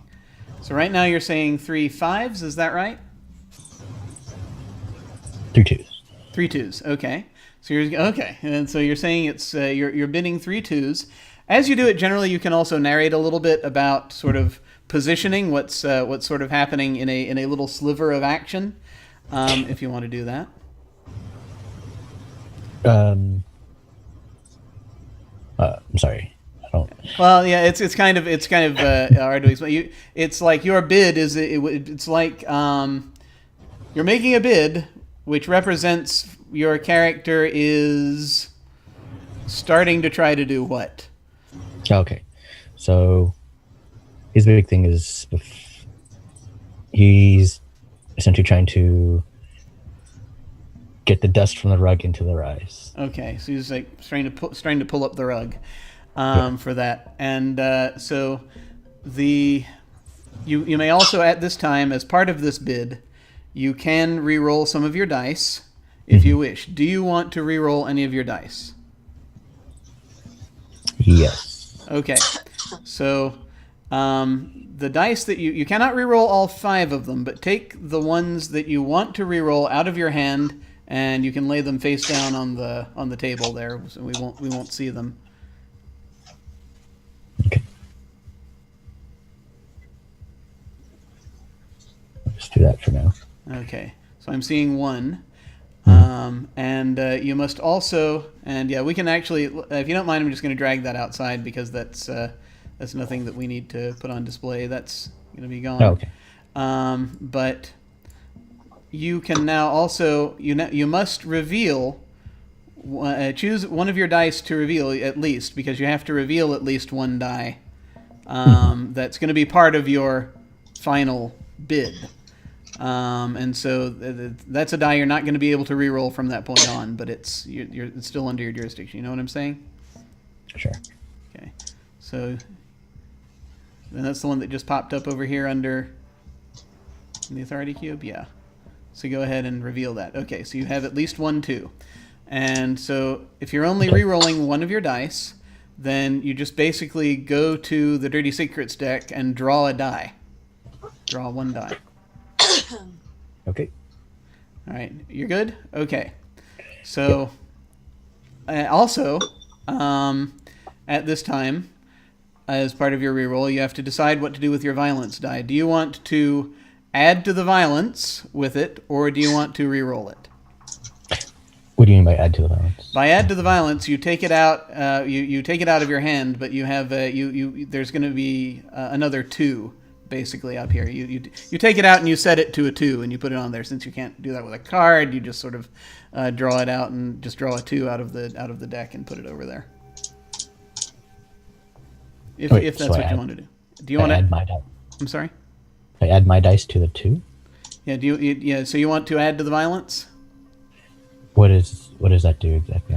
It means that at the end, it's more likely if the final bid is 2s, that means you're going to have more violence, at least 2 levels of violence. Seriously injured. Okay. So then I want to seriously injured. add to it then. Okay. So what do? Do I flip it or? Well, is that a 2? Yeah. Yeah. You can flip it if you want. What do you mean? Well, yeah. Go ahead and flip it, and I'll Okay. I'll explain. Okay. So that's a 6. So let's go ahead and replace that with a 2. Go down to the deck and draw a 2. The red deck. So choose. Choose a 2. Okay. Sorry. Can I drag it here? Yeah, absolutely. And then you flip it over. Okay, and you go ahead and delete the 6. Okay, so what does that do for me then? So what that means is that at the end, if the matching bid is 2, then there are going to be 2 levels of violence to distribute, Okay. which is a serious injury. So amongst the characters, and right now there are 2 characters in the scene, 2 official characters in the scene. Everything else is you can narrate as much collateral damage as you want. The bid on the table is 2 3s, and so Britt, it is now your turn. You get to choose if you're going to make a counter bid or if you're going to call his bid. 2 3s. Mm-hmm. I would like to make a counter bid. Okay. So you can. What bid do you want to make? I would say 4 3s. 4 3s. Okay. So you would set the die to 3 and move it up to the big 4 there.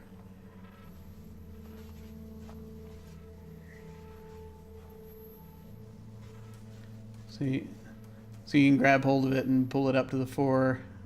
Yeah. There you go. All right. So do you want to re-roll any of your dice? No. Okay. That being the case, you don't have to do anything with that. So, you can, if you want, narrate a little bit as what's happening, kind of in opposition as dust is starting to fly up toward these guys' eyes. What would they do? I'd say as the dust's flying towards their eyes, they immediately recoil. And I think, 1 second, sorry. Okay. I think Scarlet would immediately draw for her gun. Is that 9mm? Okay. Cool. And that's perfect. That's a little sliver there. And so it is back to Wild. The bid is now Britt's bid. It's 3 4s. Mm-hmm. And do you want to call that bid, or do you want to, or do you want to counter bid? Counter bid. Okay. It's 3 4s right now. Mm-hmm. Oh, sorry, 4 3s. 4 3. Oh, okay. 4 3s. Okay.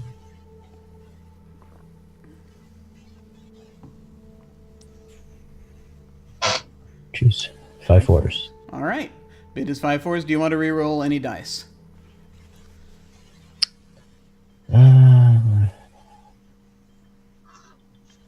Reroll 1 dice. Okay. 5 4s. So you're going to re-roll one die. Also, take a die out to reveal. Right. And, yeah. All right. And then you can draw a die from the gray deck to replace it. And you don't have to worry about the violence die. It's already out there. Wait, hold on. Did it work? Yeah, I think. How many dice should I have in my hand? 3. You should have now 3 dice in your hand. Okay. Okay. Yeah, and so and if you want, you can narrate a little bit about their drawing again. At this point, seeing them step back, he's gonna literally just throw the rug at them. Try to make it go over their heads. Okay, it's like tossing it over them. All right, and now Britt, the bid is 5 4s. Okay, I can cool that. You absolutely can. I'm gonna cool it. All right, so. Calling the bid, you now will drag all of your dice into your box, into your little boxes there. Oh, I'm sorry. And Hey, that's my box. yeah, make sure that you're dragging it into the correct box.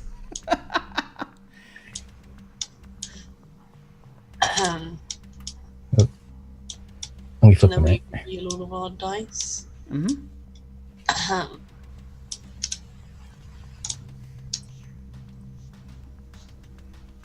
I don't know about you, but I think you just got called out. Okay. So this was Wild's bid, was the 5 4s, right? Mm-hmm. Yep. Okay. So we have 1, 2, 3. And in this, ones are wild.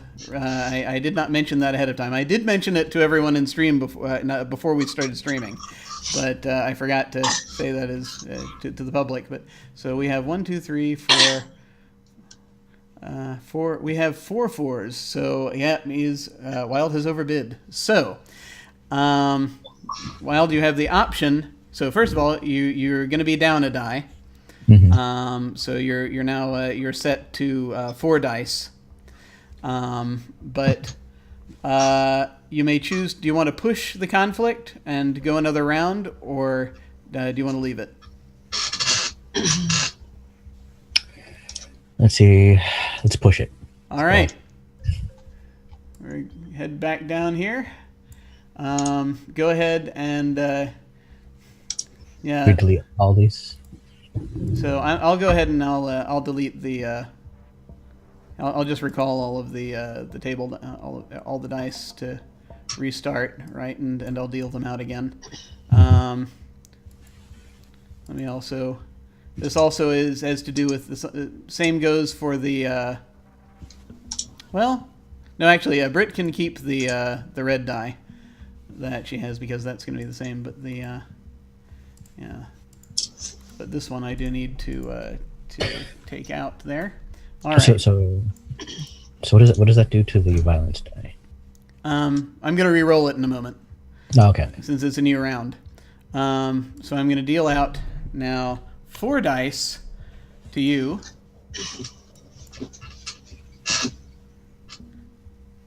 And I'm going to deal 5 dice to Britt.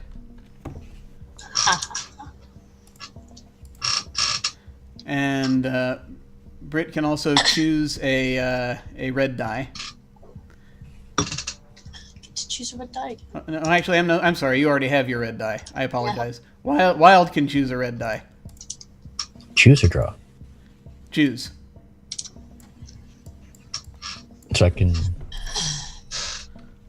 just pick any number? Yeah. Because that's you can set it at the top. And actually Britt can also do that if you want to throw out the die that you have, you can also choose a red die if you want. How do I throw it out again? Just drag it out onto the table and delete it. I'll keep it the same. Oh, ignore that. We good? So you should each have a red die in hand.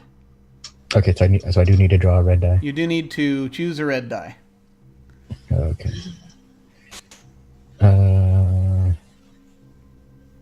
Yeah.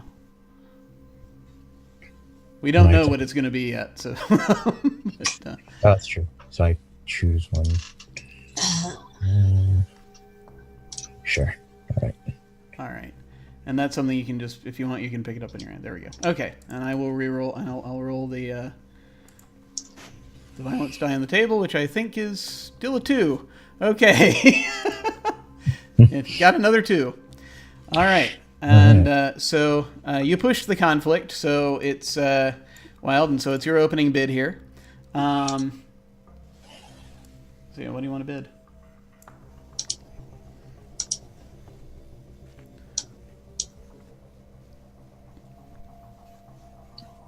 Three fours. All right. Do you want to re-roll any dice? It's no rerolls right now. No re-rolls? No rerolls. Okay.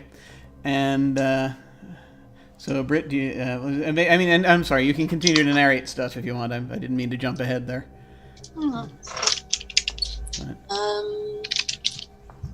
So did anything happen from her calling the die to me? The conflict continues. Okay. It's not resolved yet. So, is it my turn to move the dice? Yeah. He just bid 3 4s. So, do you want to counter or call? I'm gonna say 3 6s. Okay. So yeah, you don't have to move the die. You just change it to 6. There we go. Do you want to re-roll any dice? No. Okay. Wild. It's back to you. Do you want to counter or call?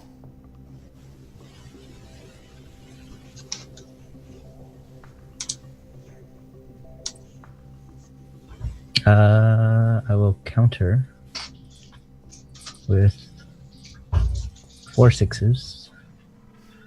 Okay. Do you want to re-roll anything? Yes. Okay. Go ahead and drag out the ones you want to re-roll. And go ahead and reveal 1 die.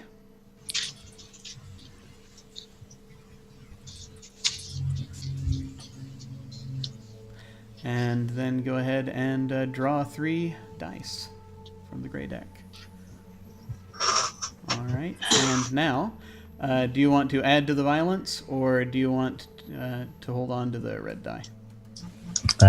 Hold on, I guess. Okay.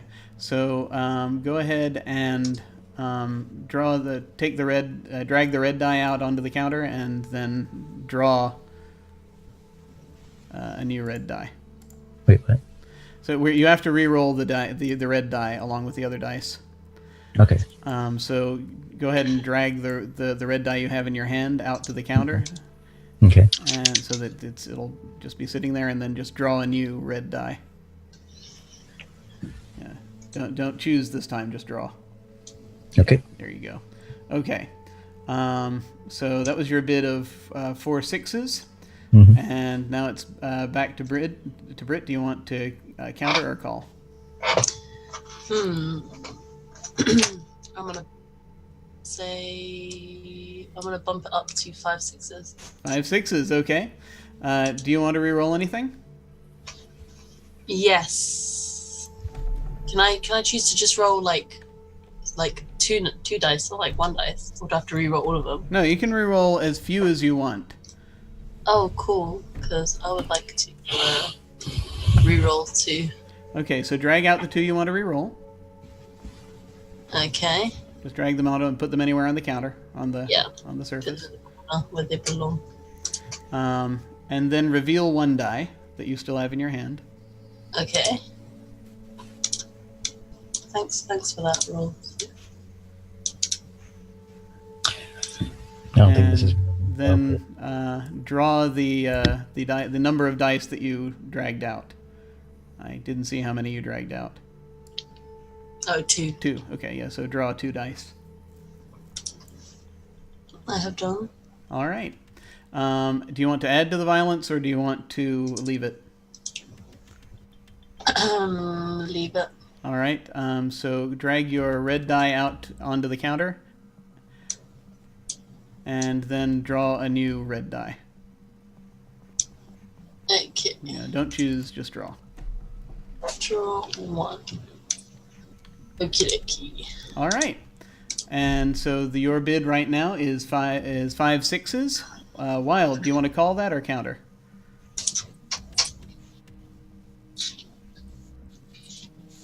Ah, 6 sixes.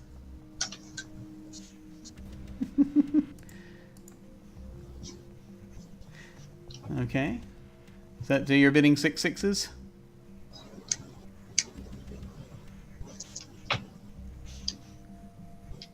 Yeah. Yeah, you're getting the hang of it.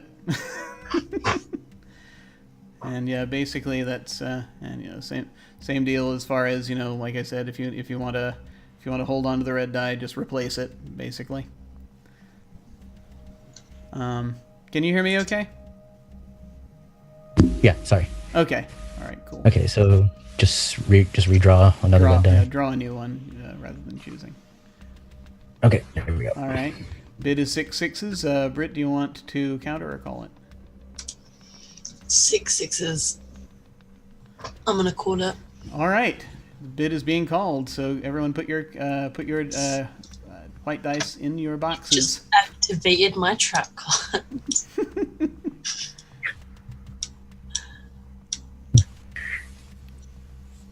I love how you're just dragging yours neatly. I'm just dashing them all over the board. Alright. Ah, fuck. Okay, 1, 2, 3, 4, 5, 7. There are actually effectively 7 sixes again because ones are wild. So that means Wild won this bid. There is the possibility for one more push if you want, because the way you determine that is how far a straight line in boxes can you draw from where the witness currently is, and the maximum right now is 2 because of these two. So Britt, if you want, you can push again, but you are going to lose a die. Nah. Actually, either way, you're going to lose a die. Okay. Yeah. All right. So I'm actually, let me see how many dice you lose. It's 1 die because it's 6 sixes and there are 7, and that's the difference. Okay. All right. So what that means is it is time now to reveal the violence dice. And so just drag the violence dice out somewhere I can see them, somewhere probably onto the conflict track, and let's flip them over.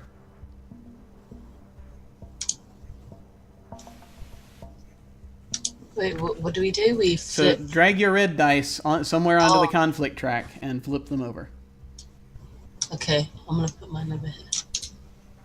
I'm looking for 6s. Okay, no 6s. That means that there's no violence to narrate, which means you don't Wild. You don't have to cause injury to Scarlet as part of this narration, but you get to decide what happens. Okay. So, seeing as how they step back and the dust from the beams, I'll take a shot directly above them into the roof, hoping to create a dust cloud and run out the back door. Okay, so I mean you're in control, so pretty much if you say it succeeds, it succeeds. That's what I'm doing. Okay. So you just dash out and basically you get away, you escape? I dash out, I drop that plank in front of the door if I can, if I have enough time. Yeah. All right. You get away. All right, and that's the end, and that actually ends the chapter. Keep in mind you each have, you and Britt each now only have 4 dice to work with going forward right now. Before anything else happens, though, Wild, there were 2 exchanges, so you can move that pawn twice. Interesting.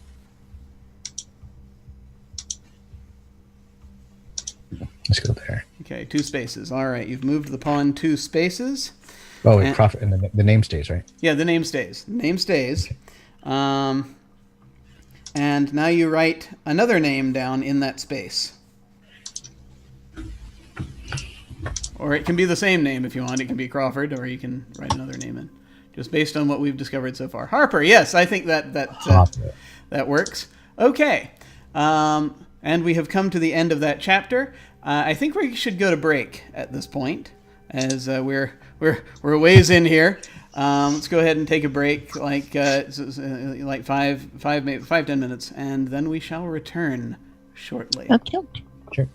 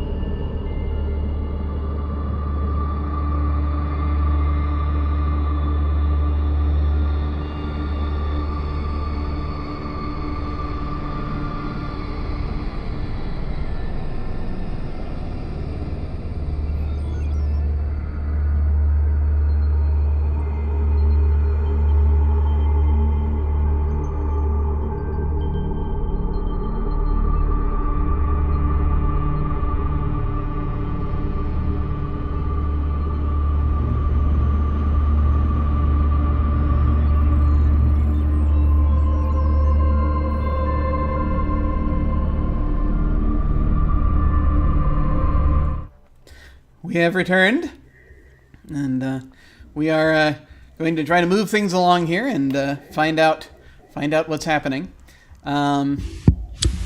So we have gotten at this point to the end of that chapter. The dingo is now the authority, and we're going to move into this next chapter. So, Wild, you may propose a scene, a sequence. So, the scene was I would be back at my office and inspecting the lockbox I have just acquired. Okay, Dingo, do you like that, or do you want a counter proposal? No, I think I like that. Yeah. Okay. Well, you are authority for this scene, so yeah, have at it. So Yeah. You. Oh no, go ahead. Oh, I'm just gonna say I take a seat behind my desk, just warily take a look at the lockbox, see if it's actually locked. Yeah, it is actually locked. Then I open up my drawer, I pull out a butter knife, and just pry it in and try to pop the lock. So I don't want to. Yeah, you. It takes you a long time, with just this butter knife. You pop open the red, lockbox, and you find inside a ridiculous amount of money. You haven't counted it yet. And you find pictures. They look like security camera pictures. Poorly kind of printed out and folded up of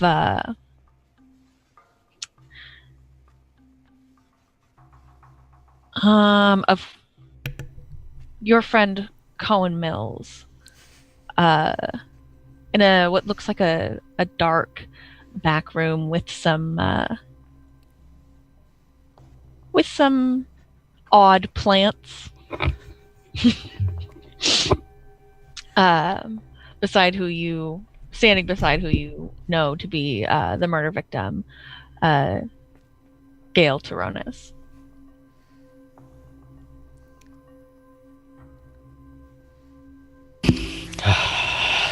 Mills, what have you gotten yourself into?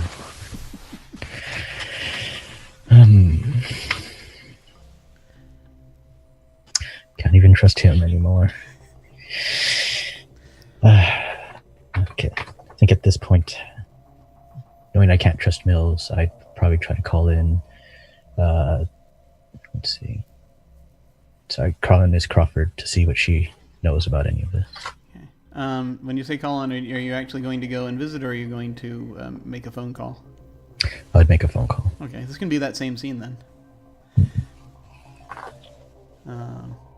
So let's see, who was Miss Crawford again? Was that Britt who was playing?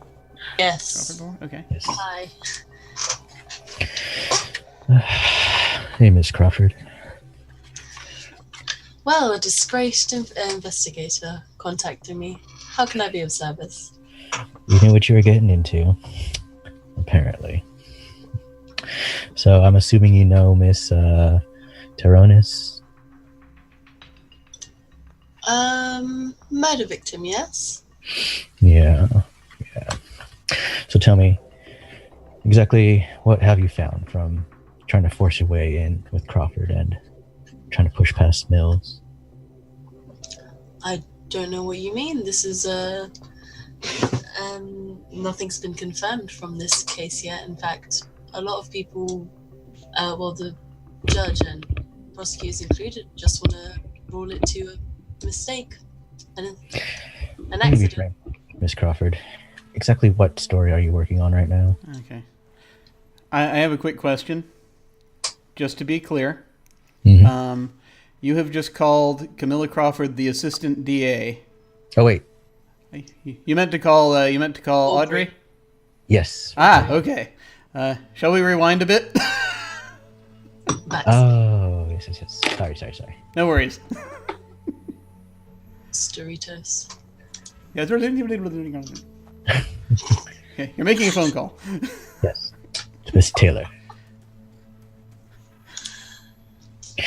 Right. Okay. So, Miss Taylor, what exactly have you found from, or what exactly have you been investigating lately?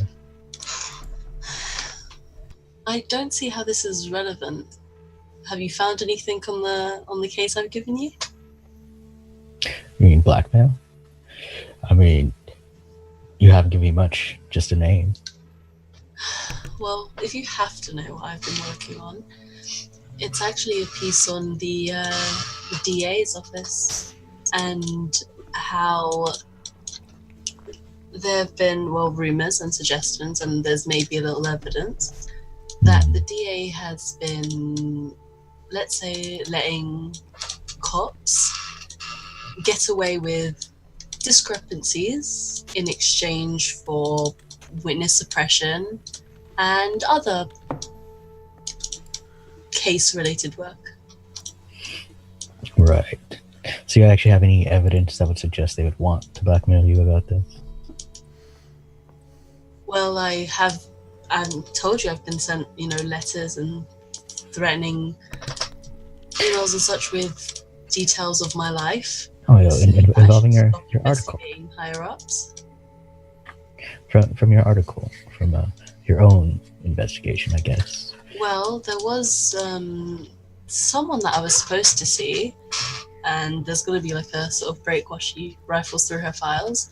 And she says that she was supposed to have a meeting with one Gail Toronis to discuss, I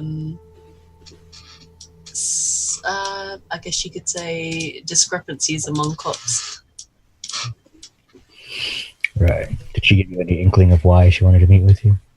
She Besides said anyone she in had particular? evidence suggesting that, I guess, the local police force weren't as righteous as they seem. And that So was you never actually met Miss Toronis then? no, she contacted me online like a lot of people do. Just so I know, what exactly is the working title of your current article? It's sort of I guess you could. Well, what I was going to call it is corruption in higher places. Fill in the blanks type deal. Oh, yes. The usual. Clickbait, I believe. All right. Well, thank you, Miss Taylor. I'll see what I can find from there. Before you hang up, you hear a crash from the other side from Audrey's side of the line. And you hear her gasp, and the line goes dead. Of course. Excellent. Why always me? I don't know. I don't know if this is bullshit. So at this point, if I have a connection, I would try and see if I could find Miss Audrey or Miss Taylor. Okay. Go to her I'd residence. say that pretty much would end the scene unless Dingo wants to do anything else with this one. All right. Yeah. Excellent. All right. So that ends that scene. It's an investigation scene, so that ends the chapter. Wild, go ahead and move the pawn one. Okay. There. And, write down a name. Right. So this is gonna be Mills. That works. Okay. And new chapter. I am the authority. And let me go ahead and take a look here. So, so Wild, you got a scene to propose?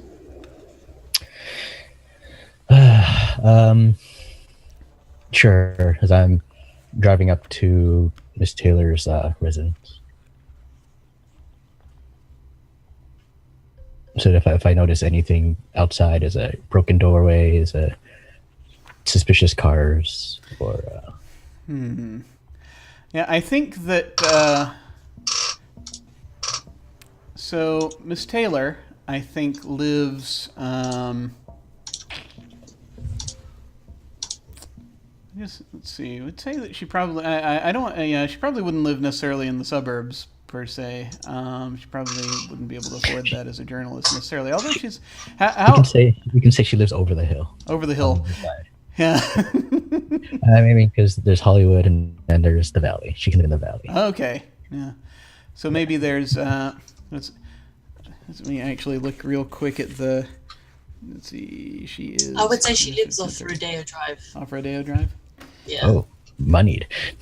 Yeah, I mean, She has a- an apartment in Rodeo Drive. Okay. Yeah. So yeah, you come up. You're driving up to the apartment building, and I'd say that. A black car drives past you really quickly as you pull up, and just quickly turns down a side street. So kind of, it's like that was sort of in reaction to your pulling up. So it was like there was possibly someone outside.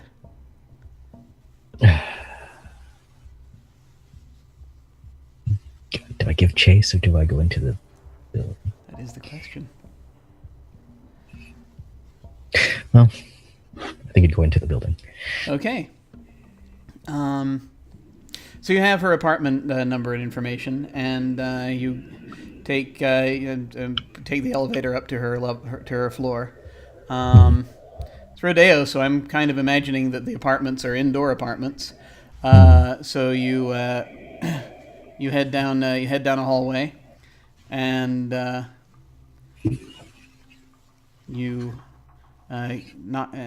let's see. I think that you find that you come to her apartment door. Mm-hmm. Right. So is the apartment door broken, unlocked, locked? So you when you reach down to test the lock, it just opens. All right. And looks like the lock has been broken, but not obviously. Right. Okay. So as I enter, I scan the room. Are there any signs of violence? Any struggle? So this place is kind of a mess. Mm-hmm. Lots of let's see.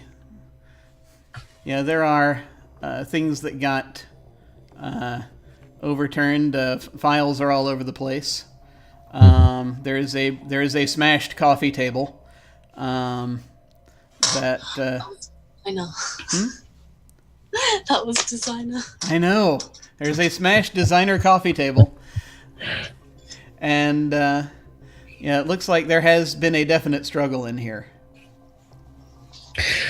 Does it look overtly so, almost like it was staged, or does it definitely look like a true struggle? I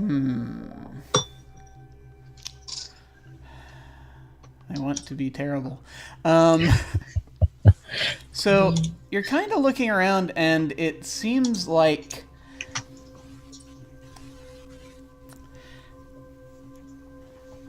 you're not finding absolutely everything that you're not finding any traces of blood, which I guess is a good sign. You're not but you are finding the sort of it's mostly things broken, so right. It could have been staged. Is her purse missing? Her purse is there. Okay. But I presume you open it up and look inside. Yes. Her purse is there, but there's no cash in it. Her cash, her wallet, her. I assume she has a wallet in her purse, and the wallet's not in there.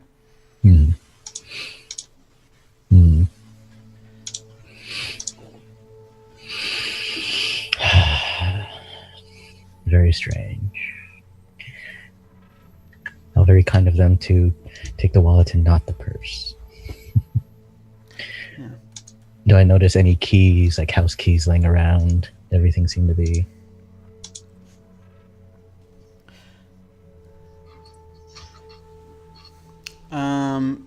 Yeah, there's there. Yeah, you look. There's a little sort of. There's an ashtray. Mhm. Yeah, I don't know if it's seen use or not. I don't know if she smokes, but She does. there's a full ashtray. But next to it is a compartment for keys, and it does look as though there are, her apartment keys are in there, apartment and car keys. Okay. And I assume And that a was lockbox Connor. key also, Of course. because there's got to be. Because fuck Right. you, that's why. Okay. So. This could be to a lockbox, could be to a PO box. Mhm. I'll take the key. Locker. I'll take the lockbox key. Yeah. I'll leave the house keys. But,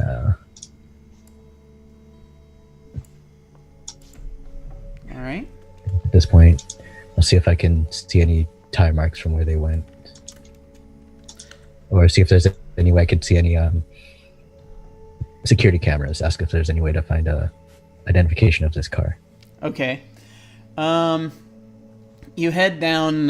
You head down to the to the super's apartment. Or they probably have an office. Actually, they'd have this is a nice enough place. There's a main office where the supervisor and other just sort of housing people are.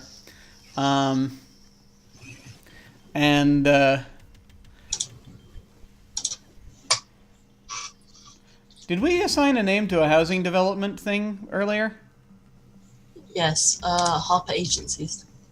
Oh yes, good, excellent, okay.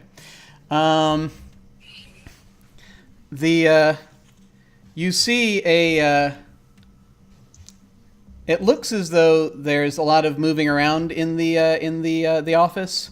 A lot of things are getting filed and refiled as though new people are moving in.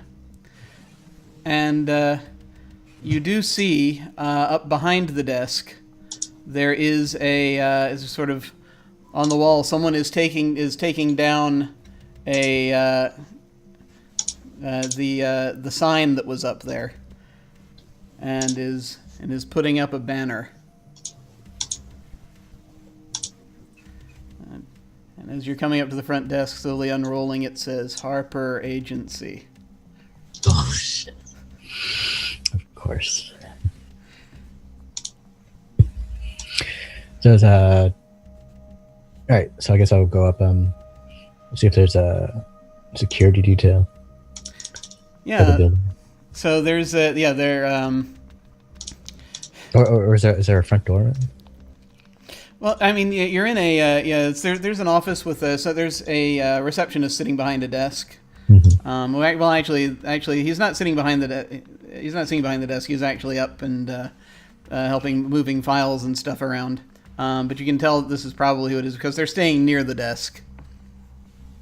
Right. Oh yeah, can I help you, sir? Yeah. I think my car got stolen outside. I was wondering if you had any cameras to help me see if I could help identify the guy who did this.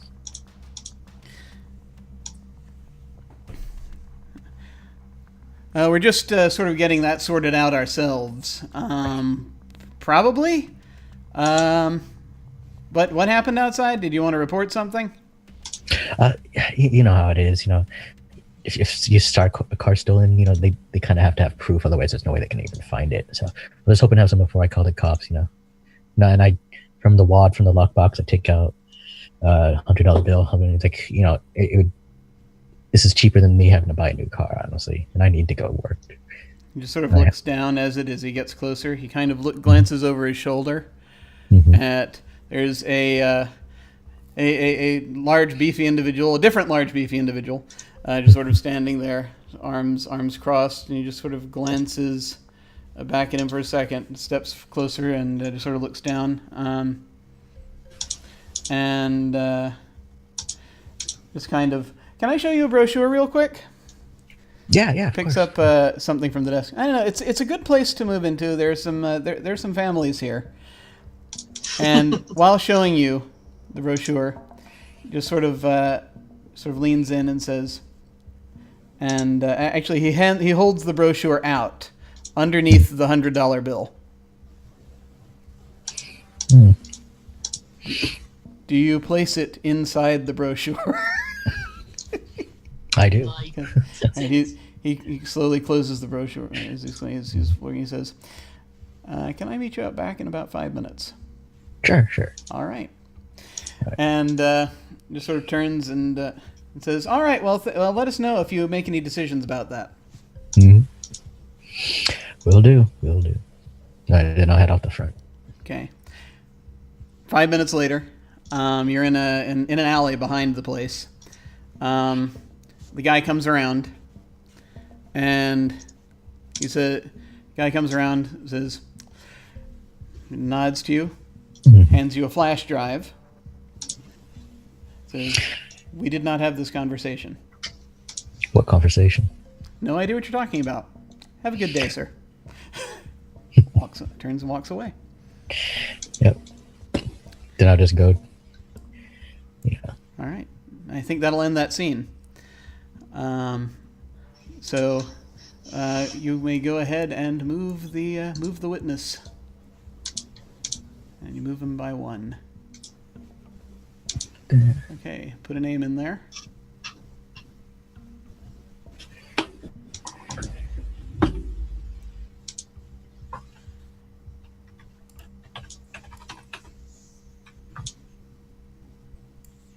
All right.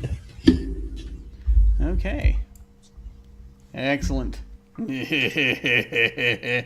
Suspicion everywhere. Okay. Now Brit's the authority at this point. Wild, you can. It's a new chapter. What you wanna set up? Okay, I'm assuming I would see if there was any old contacts I could call from the police department to run these plates for me, to see if I could find out who it was, and if finding so, use that to try and see if I could track down where it might be, where the car might be.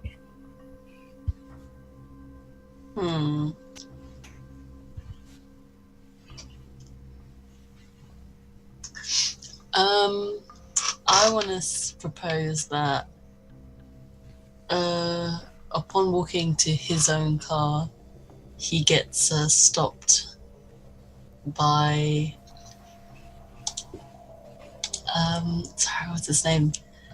Cohen Mills in his own police car. Oh, okay.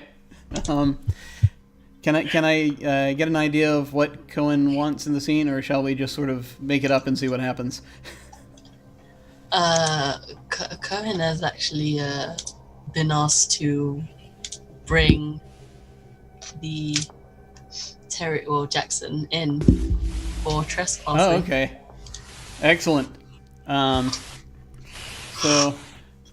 and remind me again where this is taking place? So since this is Rodeo Drive, it's just outside Rodeo Drive. So he's walking to his car, so he should. Well, he's got the plate numbers already, so I'm presuming in between times he's already looked at the flash drive. So maybe that's the only. That's kind of. I just wanted to bring that up. Okay, so we could have Mills come to my office instead to try and bring me in, since he'd know I would be there. You're trying to get somebody to. You're saying Mills is trying to bring me in. Yeah, we can do that. Yeah, we can do that. Is it okay if he just goes? If he is this like would be as you're coming out of the office, or would he go up to the office? Do you think? Or would it be maybe it would be like if you were looking for the plates, you'd go to the DMV, right? I'd go back to my office and call it old police contact. So call maybe, it a favor. Yeah, so maybe should this be as he's going into his office, or should this be as he's already Well, actually, he's been in. So, He's gotten the plate number, so maybe. No, he's going to his office. Okay. He is calling the person, like his old police contact. Mhm. His old police contact is warning him that Cohen is on his way to get him. Excellent. Hmm. And you hear a knock on the door. Get I'll hang up and I'll just enter the door. Well, I'll first I'll put the lockbox into my bottom drawer and see if I can lock it. You know, the bottom drawer of my desk. Oh yeah. Then I'll lock it before. Then I'll take out my whiskey and a glass, pour some in, drink some, swish some around my mouth, and then answer the door. All right. So there's this, and I'm Come- coming. all right, you open the door, and you see Cohen standing there. Officer Mills. Yeah, there's. Figured this would be easier coming from me, Jackson. They need you to come. They need you to come by for questioning. They? Who's they? Well, to be perfectly frank, it's on a B&E.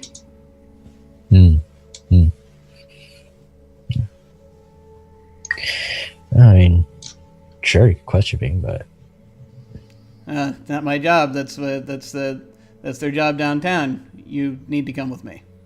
sure. Quick thing though, before we go. punch him in his Yep. face. It's up to you. Just It's up to Wild what he does. I was just. Well, unless you want me to punch him in the face, then I will happily do that for you. But you just gotta punch Cohen in the face really quickly and just run. I don't think I would do that. totally, First, I would ask him. It's like, by the way, this name keeps coming up. You know, just since this seems to be your beat, would you happen to know of Tyrannus, a Gale Tyrannus?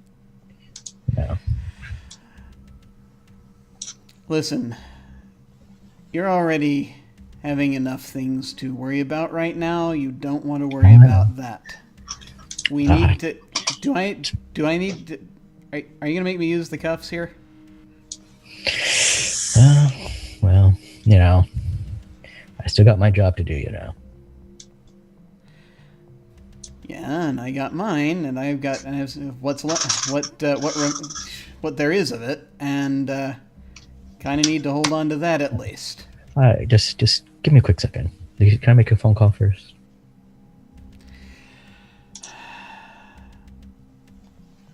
Fine. Make it quick.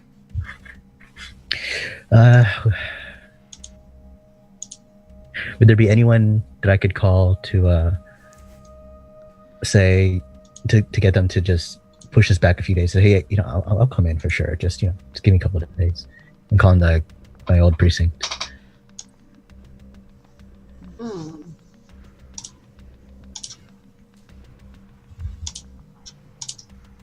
I don't know. Okay, I think what you could do is have an old client of yours, so someone pre-sketch, to call in something more pressing that's going on, forcing Cohen to leave you and go after something that's more serious. I'd say a little arson should do the trick, honestly.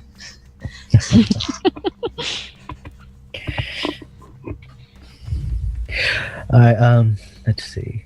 I'll give a call. I was like, hey, I'll just call him Chandler. Chandler, hey, remember that thing we were talking about over on Hollywood during? You know how they have all those events going on. You know, Who's yeah, playing security. I'll Yeah. play Chandler. So you know all those. Hey, you know all those security events we always talk about going on in Hollywood. Yeah, I think so. Those high-end events. Yeah, there's something going on right now, right? I'm sure I could find something. Why, you need to get in somewhere? No, I was just thinking it'd be a shame if someone called in some type of bomb threat. It's really sketch these days. It's just there's so much going on in the world. Yeah, I think I could throw together a pipe bomb or something like that. Oh, no, you don't actually I do don't know that I anything. would. I'm not usually the one calling them in. He said, "Don't actually do it." Well, I'm not. I'll usually leave it up to calling you. in, but sure, I could. Let's just You got a say specific it's place, distraction. or Nice. what are you up to? What are You you know, up to, Jackson? I've always liked the Chinese Man Theater. It's such a lovely place. I love that. It's just All right. a true landmark of Hollywood. Yeah, I think there's some kind of premiere going on. It would be a shame to have any damage come around True. to such a landmark. Truly a shame. Well, You know it's going to cost you, right? you know where my office is, right? I do. Yeah. How much are just, you? Just open up the bottom drawer of my desk. You'll find something for you. Just leave any pictures you see. Oh, gross, man. Hey, pieces I work. That's what they are. Yeah, sure. Totally. I know Thanks. you're good for it. I'll come by later. Pick it up. Thanks, Chandler. Bye, man. I just hang up. Then I'll go over to. I'll go. I'm gonna stall. I'll go over to walk over to my file cabinet, start just flushing through. It's like just a second, man. I gotta pay the bills too. Just start rifling. I have a question. How close is your apartment or your office to Hollywood Boulevard, to the Sunset Strip? Oh gosh. I would say it's definitely further down Sunset where it starts to get not Hollywood, where they stop repairing the roads, where they have the stars, but people tend to avoid walking on the streets, sidewalks that are on there. Yeah. And kind of one of those areas where Yeah, I think it's you see a lot more maybe industrial. area. 15 or 20 minutes of stalling before Sure. you both hear the explosion. Is it actually going to do an explosion? That's delightful. So I think that maybe we're headed out of the building by that point. You've stalled as long as you can, if you don't mind my saying this, as long as you can, and then there's this explosion, and then his radio starts squawking crazily, and he's like, he's like, and he just sort of just points to you, and he's like, I gotta call this. We'll have to meet up later. And, Don't worry, I'll bring myself in. I know the protocol. oh, jeez. He runs off. I hate you, Jackson. He runs off. Peter. Is that the scene? Pretty sure. I mean, at this point, I would just leave to follow up on what I got from the plates. Okay. I have a recommendation, since that also is an investigation scene, ends the chapter. Just for purpose of time, I'm thinking instead of moving the pawn regularly at this point, we should go ahead and just start rolling to see where it lands. That is a thing that can happen usually a little bit later, but I'm looking and seeing we're getting very close to 7, so we need to start implicating people. So go ahead and roll. D6? Yeah, roll 2d6s. Okay, so 3 and 4. And so that puts it... Actually, I was reading 3 across the top and 4 down. So that moves it down to Mills. Indeed. Mills is guilty of one of these 2 crimes. We didn't really specify which crime it is, but Wild, since you're the investigator, actually, since you have jurisdiction during this moment, which crime is it? Murder. Okay, Mills did it. Wild may not know this yet. Wild. Terry may not know this yet, possibly, but we're gonna be aiming in that direction. Mm-hmm.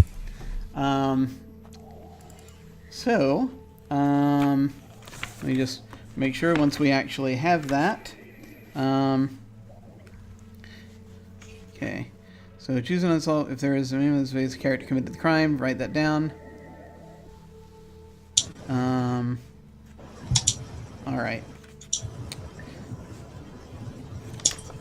Okay.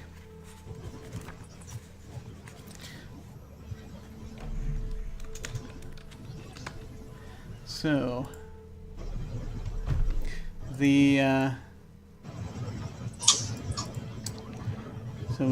move on. We're getting close to the end here now. I think now that we've figured now that we know who the murderer is, out of character at least. When we get to the we're going to get to ending the story soon, but I don't think we're quite there yet. We should probably do at least one more scene before we do a finale sequence, one or two more scenes. So, real quick, can someone give me a quick refresh on what happened with these plates? That's an excellent question. You were in your office. You've Right. And what did you find out about the plates? I don't know if you found out if you'd called them yet or not. Right. I believe I would find out that the plates themselves probably belong to Mills. His personal car. Ah, okay. And what's the deal with the car? I think I missed that. Oh yes. Because as I was investigating the apartment of what was this, Miss Taylor. Yeah, it was the car that drove past him with breakneck speed. As I was about to enter the building. Okay. So you can propose a sequence. Right. Okay. So knowing Mills. Okay, so knowing that this is Mills' car that was and seeing the pictures, I would call in one more favor and see if I could go to talk to the coroner about Mrs. Tronis's body. And Dingo's the authority here, so is that... do you want to go with that, or do you want to have a counter-proposal? No, I think we'll go with that.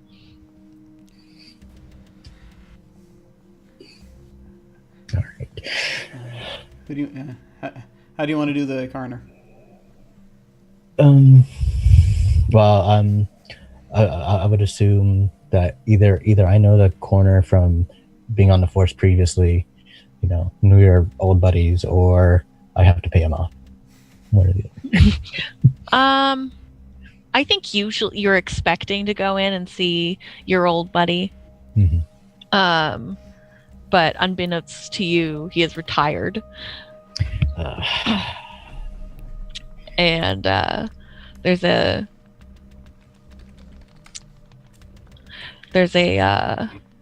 woman standing in the coroner's office, getting her jacket on. She turns around. Can I help you? Yeah. I've been I've been just looking at some of these Hollywood crime cases lately. And I was wondering if I could get some information on this new one about Miss Taronis. I am a journalist, I have a blog. I see. Normally, I don't release any kind of information that freedom of the press. Freedom of the press.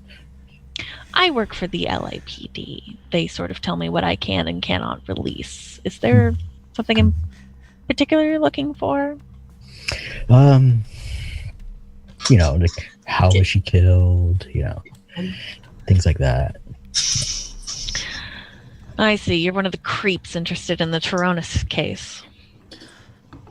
Creeps, investigators, we're all the same. I came here to have a good time.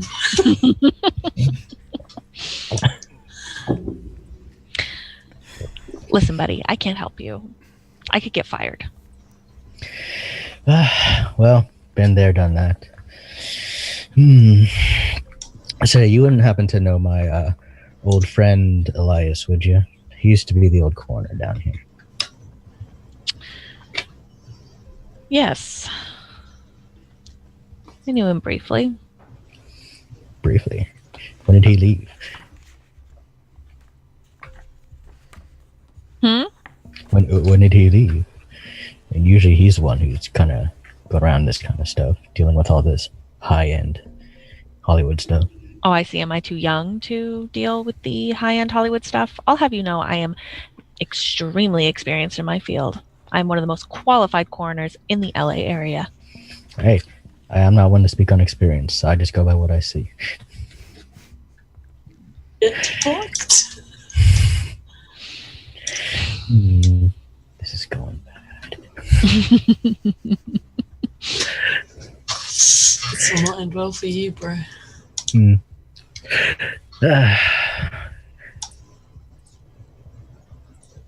Gosh, so just out of here, he wouldn't have any sway over her at all. This my old colleague, right? He probably would if you were nicer.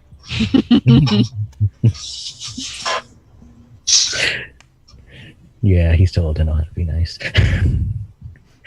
All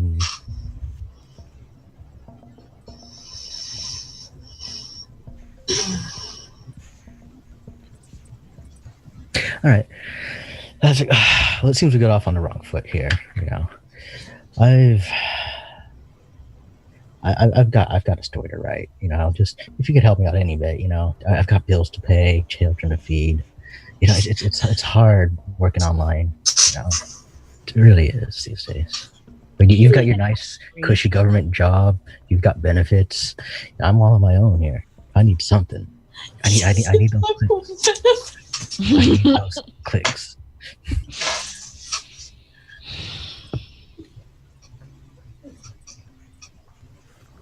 Something tells me you're not really a journalist. Seems like you would have some smoother lines if you were. What are you really doing here? Honestly, I've been trying to help Miss Toronis. I mean, I know she knew an old friend of mine, Mr. Mills, Officer Mills. I'm not sure if I don't know. I mean, I've heard some things that they were dating or something, and maybe for some reason someone's trying to set him up. You know, I was just as an old cop myself, I just had to. I couldn't let that be. You know. Well, I mean, his name. And you know how it is with these Hollywood cops. Anything that searches their name, it's not going to get out there. You're not wrong. Right, fine. I'll help you, but only because I found something strange and no one cared. Thanks. You don't know how much this is helping. I'll tell you this. The knife that was used on the victim matches, from what I can tell, matches the ones that are issued to the LAPD.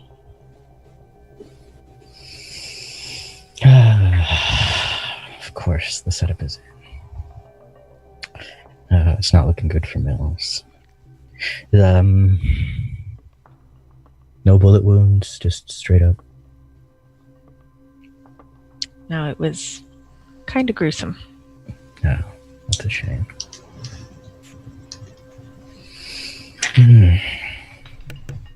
Didn't find anything else on her. She wasn't like drunk at the time.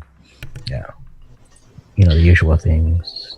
Well, all that toxicology found a considerable amount of THC in her system, but other than that, everyone has THC in their system. Well, it's California, right? Yeah. It's in gummy bears. Crazy the things they come up with. Now, she had some things on her, but they took them to the evidence locker. From what I saw, it was some kind of note. Her wallet, keys, that kind of thing. Yeah. It's the evidence locker upstairs. Anyway, I can access it. I'm not going to take it. I just want to read the note. If I can post a picture of it once it's online, they can't hide the evidence. Boom, boom, boom.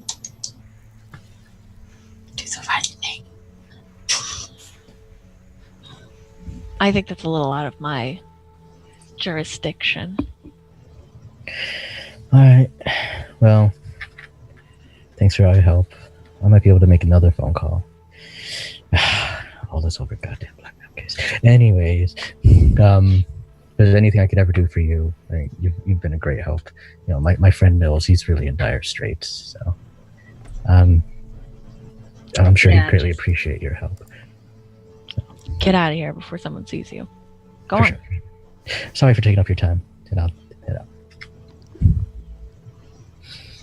Let's see. So, and then I try to rack my brain, see if there's anyone I know who either a dirty cop that would let me into the evidence room or someone who would remembers me from back in the day. Because I just want to take a look at this note.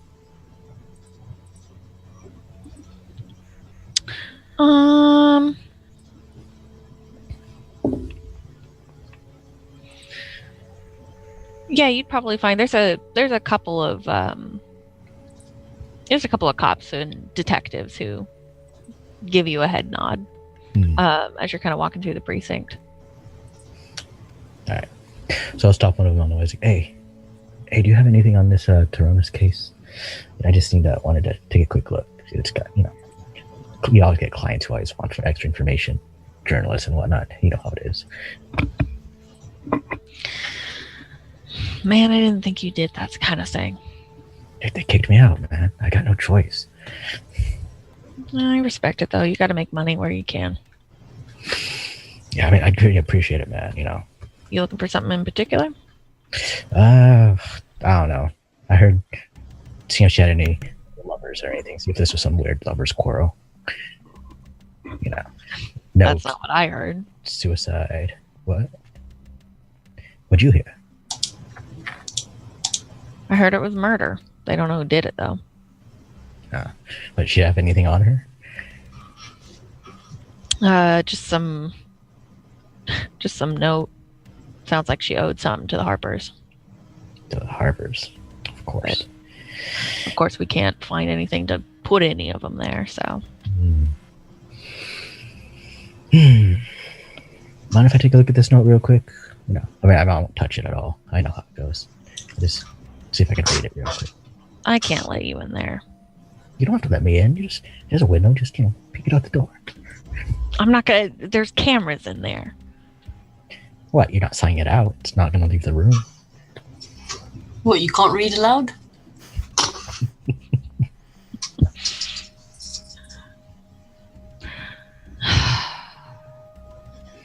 Come on, just for old time's sake, Last time I ever asked you, you know how it goes. Around this time, I think it's when Cohen comes back into the precinct from his call. All right. So and spots you. Yeah. Okay. Rip. Big rip. I had a. I have no idea how I'm gonna end this.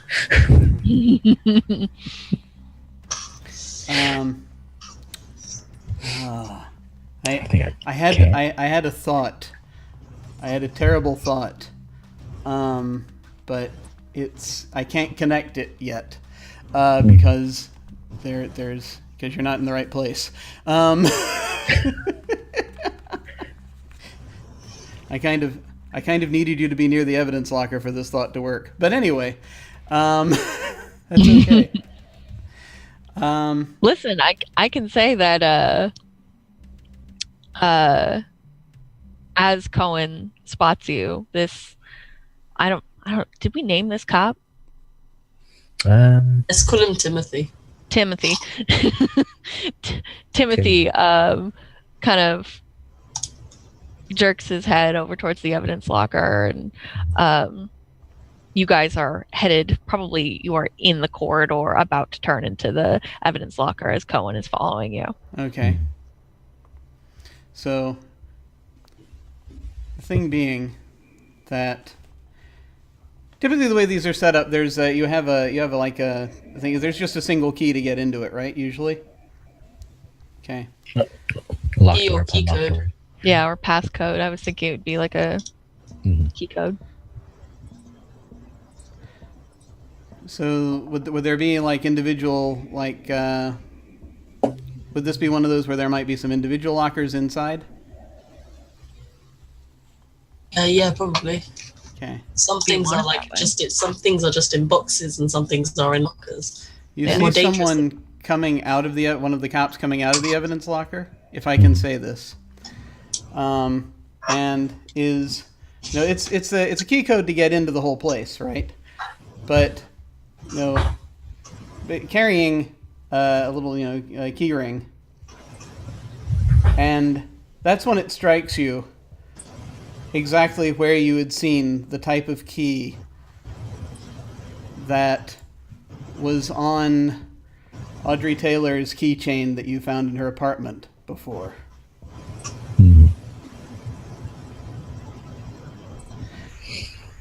That, for some reason, she had a police evidence locker key.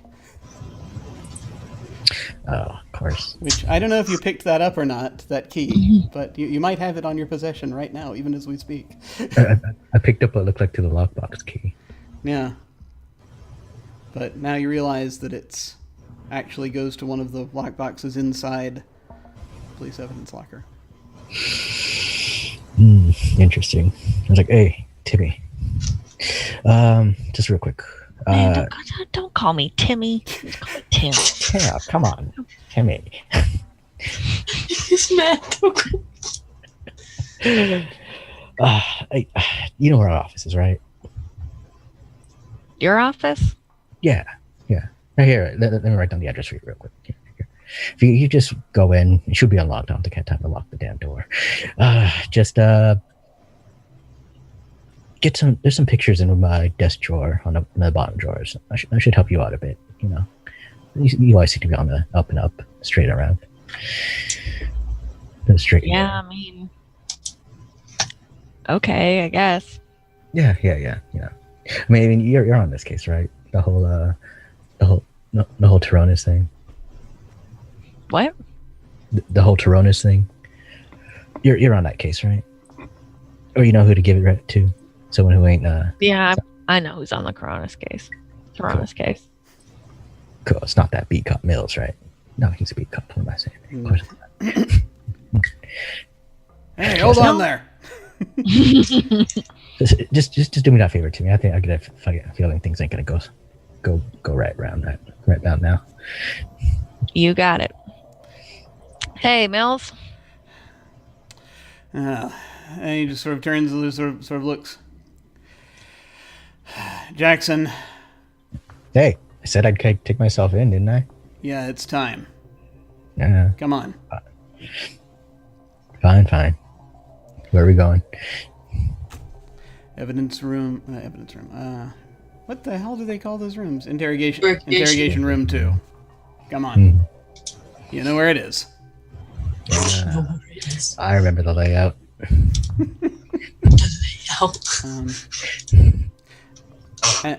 Is that the? Would that be the conclusion of that scene then?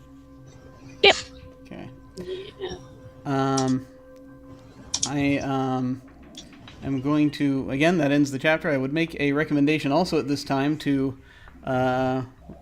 just to write in another name somewhere before we roll this time. I mean, we used up all the names though. Oh no, you can roll. You can do it more than one. You can use them more than once. Oh really? Yeah. Oh okay. Oh interesting. All right. I'm just gonna put Crawford in right there. Okay. All right. Oh, I see how it goes. So the more once it gets filled up, it's more likely to find. Yeah. No. Okay. Go ahead and roll if you would. Two die 6s. Okay. Of course. Yeah, of course it lands in an empty space. So you can go ahead and go there and fill another name in. Okay, so. And I'm going to be manipulating things here a little bit because we need to get to the ending. Yeah. So go ahead and write one more name in there.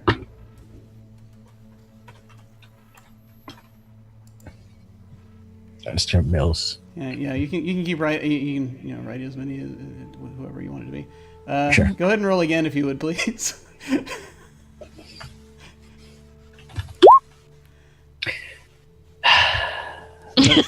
Okay. Okay. Who do you want in there? We're going to conclude this. Yes. Okay.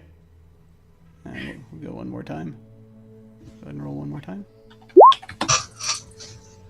Okay. There we go. Crawford. Crawford is conducting the blackmail as suspected. Okay. Yes. So Mills committed the murder, and Crawford is doing the blackmail. Mm-hmm. Now, I think we need to, given the timing, we need to go to the end scene here. Right. So, Battle starts. you propose a scene where you are putting the pieces together, basically, and this is the finale, basically, where you've got this solved, and there is a resolution of some kind. The authority, which is back to me, cannot block it. So this is however you want to set this up. We now know who the culprits are. This is basically you sort of telling us how we determine the scene where you're not necessarily even finding that out, but even you know those sort of end scenes, right? In a detective, any piece of detective genre where it's like, okay, here's what happened.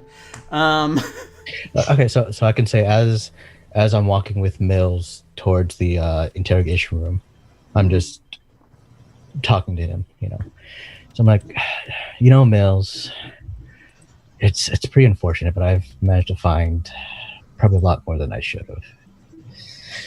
And unfortunately for you, I've got old Officer Timmy over there getting some things for me.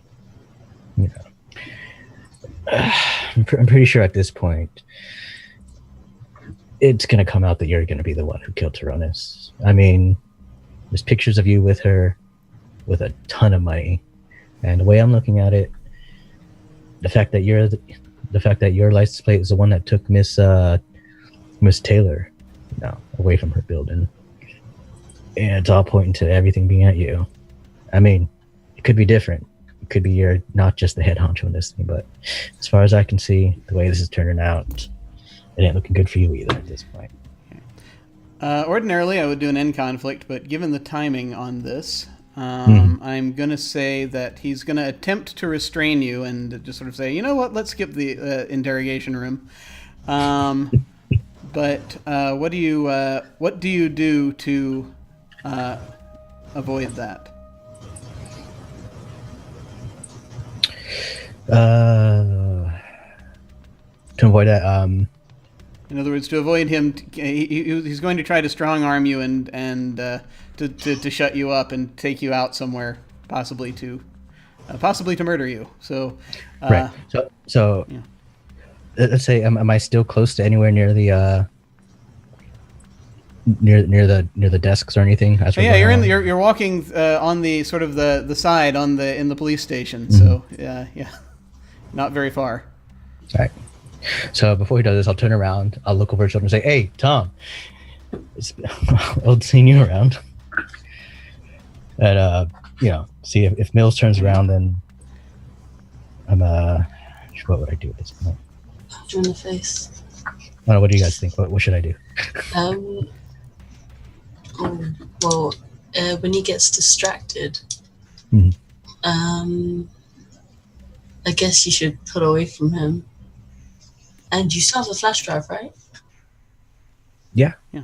You could bluff him and say you have everything on that flash drive. Try to get him to fess up.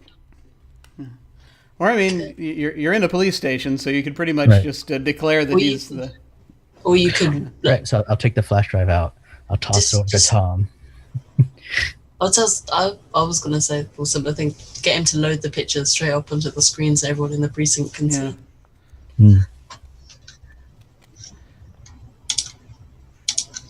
Yeah, at that point I turn to Mills and say, all the evidence is there. I mean, that's the flash drive, got the pictures. If you ask someone asks the coroner, there's a obvious knife wound, which I'm pretty sure you're aware of.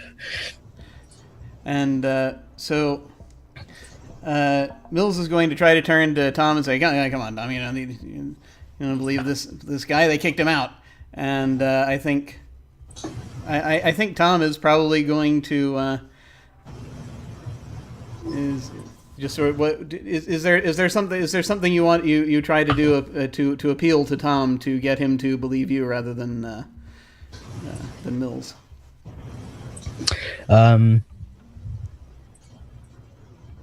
It's like, hey, Tom, you know me, I'm a straight shooter. It's evidence. Got to put it in the locker.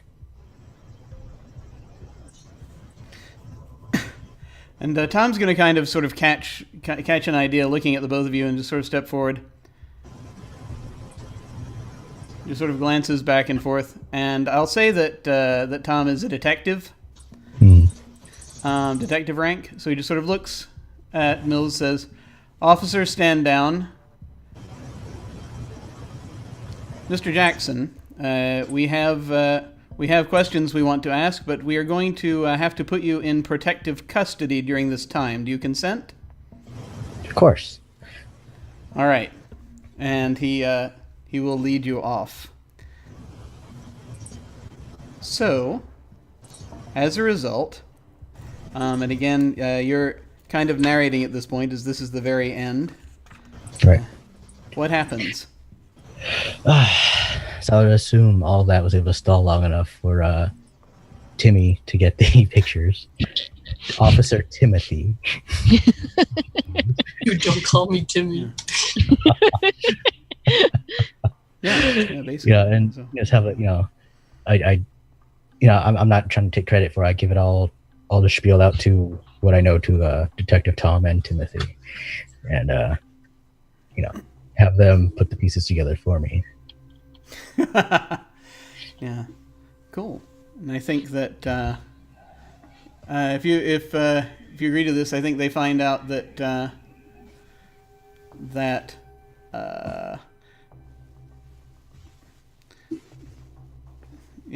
Crawford was somehow they have to find well, maybe they don't have to find that out absolutely, but yeah, let's address that. How do they find out about Crawford doing the blackmail? I mean, the question is if Mills would take on all of this on his own, or would he give up Crawford? Okay, yeah, I think so. I think there's an interrogation scene during which he basically spills everything and says that It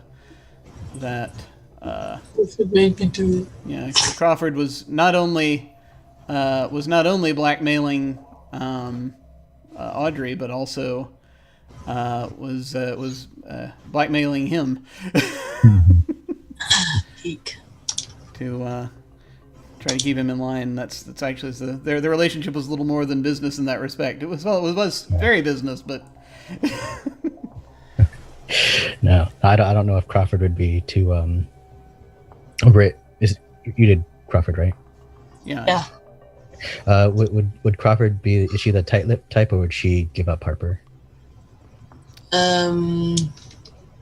She would not give up Harper because they are lovers. Because she loves her. That's why she betrayed her morals. But you got the crimes solved, so that's there. So funny enough, you can't link Harper to anything. Nah, Crawford says she did it because her cases look better. exactly. Love. All right. So The tragedy is that Scarlett will move on in a month. yeah, that's the unfortunate thing. Poor girl, man. She deserves that. All right. Well, I think that's going to about end it. Unless anyone had anything else they wanted to quickly throw in narratively, I think we're good. I think we're good. Awesome. Yeah, that's good to me. thank you very much for playing, everyone. And I had a good time with this. This was pretty cool. This was pretty cool. This was so much fun. Yeah. I'm sorry Yes. I had to kind of shorten things up, but it's first time ever working with this, so now I kind of have a slightly better idea how this can work in future. So that's very cool. Pacing and all that. Yeah, totally. First time's always rough. This time I'm gonna go the opposite way that I did before, so I guess right to left. And I'm gonna ask folks to say what you thought of the game and where people can find you. So we're going to start with Dingo. Hey, I'm Dingo. I thought this was so much fun. Thank you so much for inviting me. And I think this is a system that I definitely want to play again because I thought this was so great. You can find me on Twitter at Where's My Dingus. This week you can find me mostly on Off the Tables channel playing D&D, Burning Wheel, Monster of the Week, all of that. Go check out my Twitter. That's where you can see everything I'm doing. Coolness, yes, absolutely. And Wild. Yes. This was really fun. It went a lot smoother than I thought it would, just from Yeah. the instructions itself aren't, very clear, but once we actually start putting it all together, it starts to flow. Yeah. So, Wild Engineer, Twitter, not really on Twitch yet, but I'm just trying to get a lot of games in, so you'll see me around on different channels. So you can reach me there. Excellent, awesome. And Britt. I agree with Dingo. I definitely want to play this again. This was super fun, especially for all of our first time. This is probably going to be another tabletop that I definitely try again. You can literally catch me on anything: Instagram, Twitter, YouTube, and Discord. Yeah, and Twitch. All under Brit Empress or Brit_Empress. So, yeah. Yay! Awesome. Once again, I'm Jim Ryan. I had a lot of fun with this. I definitely am looking forward to next week, and then also possibly exploring other things with it in the future. I don't know. This is a very interesting structure, and I've just barely scratched the surface. So I think there's a lot more to harvest here for all manner of storytelling. So I think it's going to be very interesting. You can find me at OtherDoc on Twitch and Twitter. My website is jimyesthatjim.com, where you can find my Geek Observation podcast and links to my various other projects, my various other podcasts, audio dramas, writings, and such. I've put links down below on my Twitch page to my Twitter, YouTube, and the website, and a link to Amazon, where I released a short story I wrote, if you'd like to check that out. And incidentally, if you'd like to play in any of the one-shots I have going on later this month, you can go down and click on the RPG sign-up link. I've got info and sign-up forms there. Right now I've still got spaces open for My Life with Master, and the Christmas variant of it I'll be doing, called My Life with Santa. And a hack I wrote of Lady Blackbird called RVR, which is about Shakespearean robots. Nice. Yeah, I'm looking forward to cracking that open. So follow the link and check those out if you're interested. Every Tuesday evening I play Urban Shadows over on Off the Table. But on this channel, on this Thursday, it's first Thursday of the month, so we will hopefully be having the next episode of the Cyphercast for folks who are into Monty Cook Games stuff. That'll be on Thursday evening. Then on Friday afternoons and Saturday mornings, I play video games. No RPG this coming Saturday, but every other Saturday we do play Cold Ruins of Last Life, which is a setting for Dungeon World, where we're all playing undead characters. Then 1 week from today, on Sunday, we will be playing another game of Dirty Secrets. Well, this has been very cool. I think when I go to the end card, I'm going to do a raid on Happy Jack's channel, the Happy Jack's podcast, where they do actual plays all over the place. They're good friends of mine. I've ever since the earlier days of podcasting, I have been interacting with them for some time, and it's really awesome to see them on Twitch, and we're going to head over there. I believe they're playing Legend of the Five Rings, so we're going to head over there after I go to the end card. In the meantime, thank you so much for watching, folks. Take care, and I will see you all of a sudden. Farewell.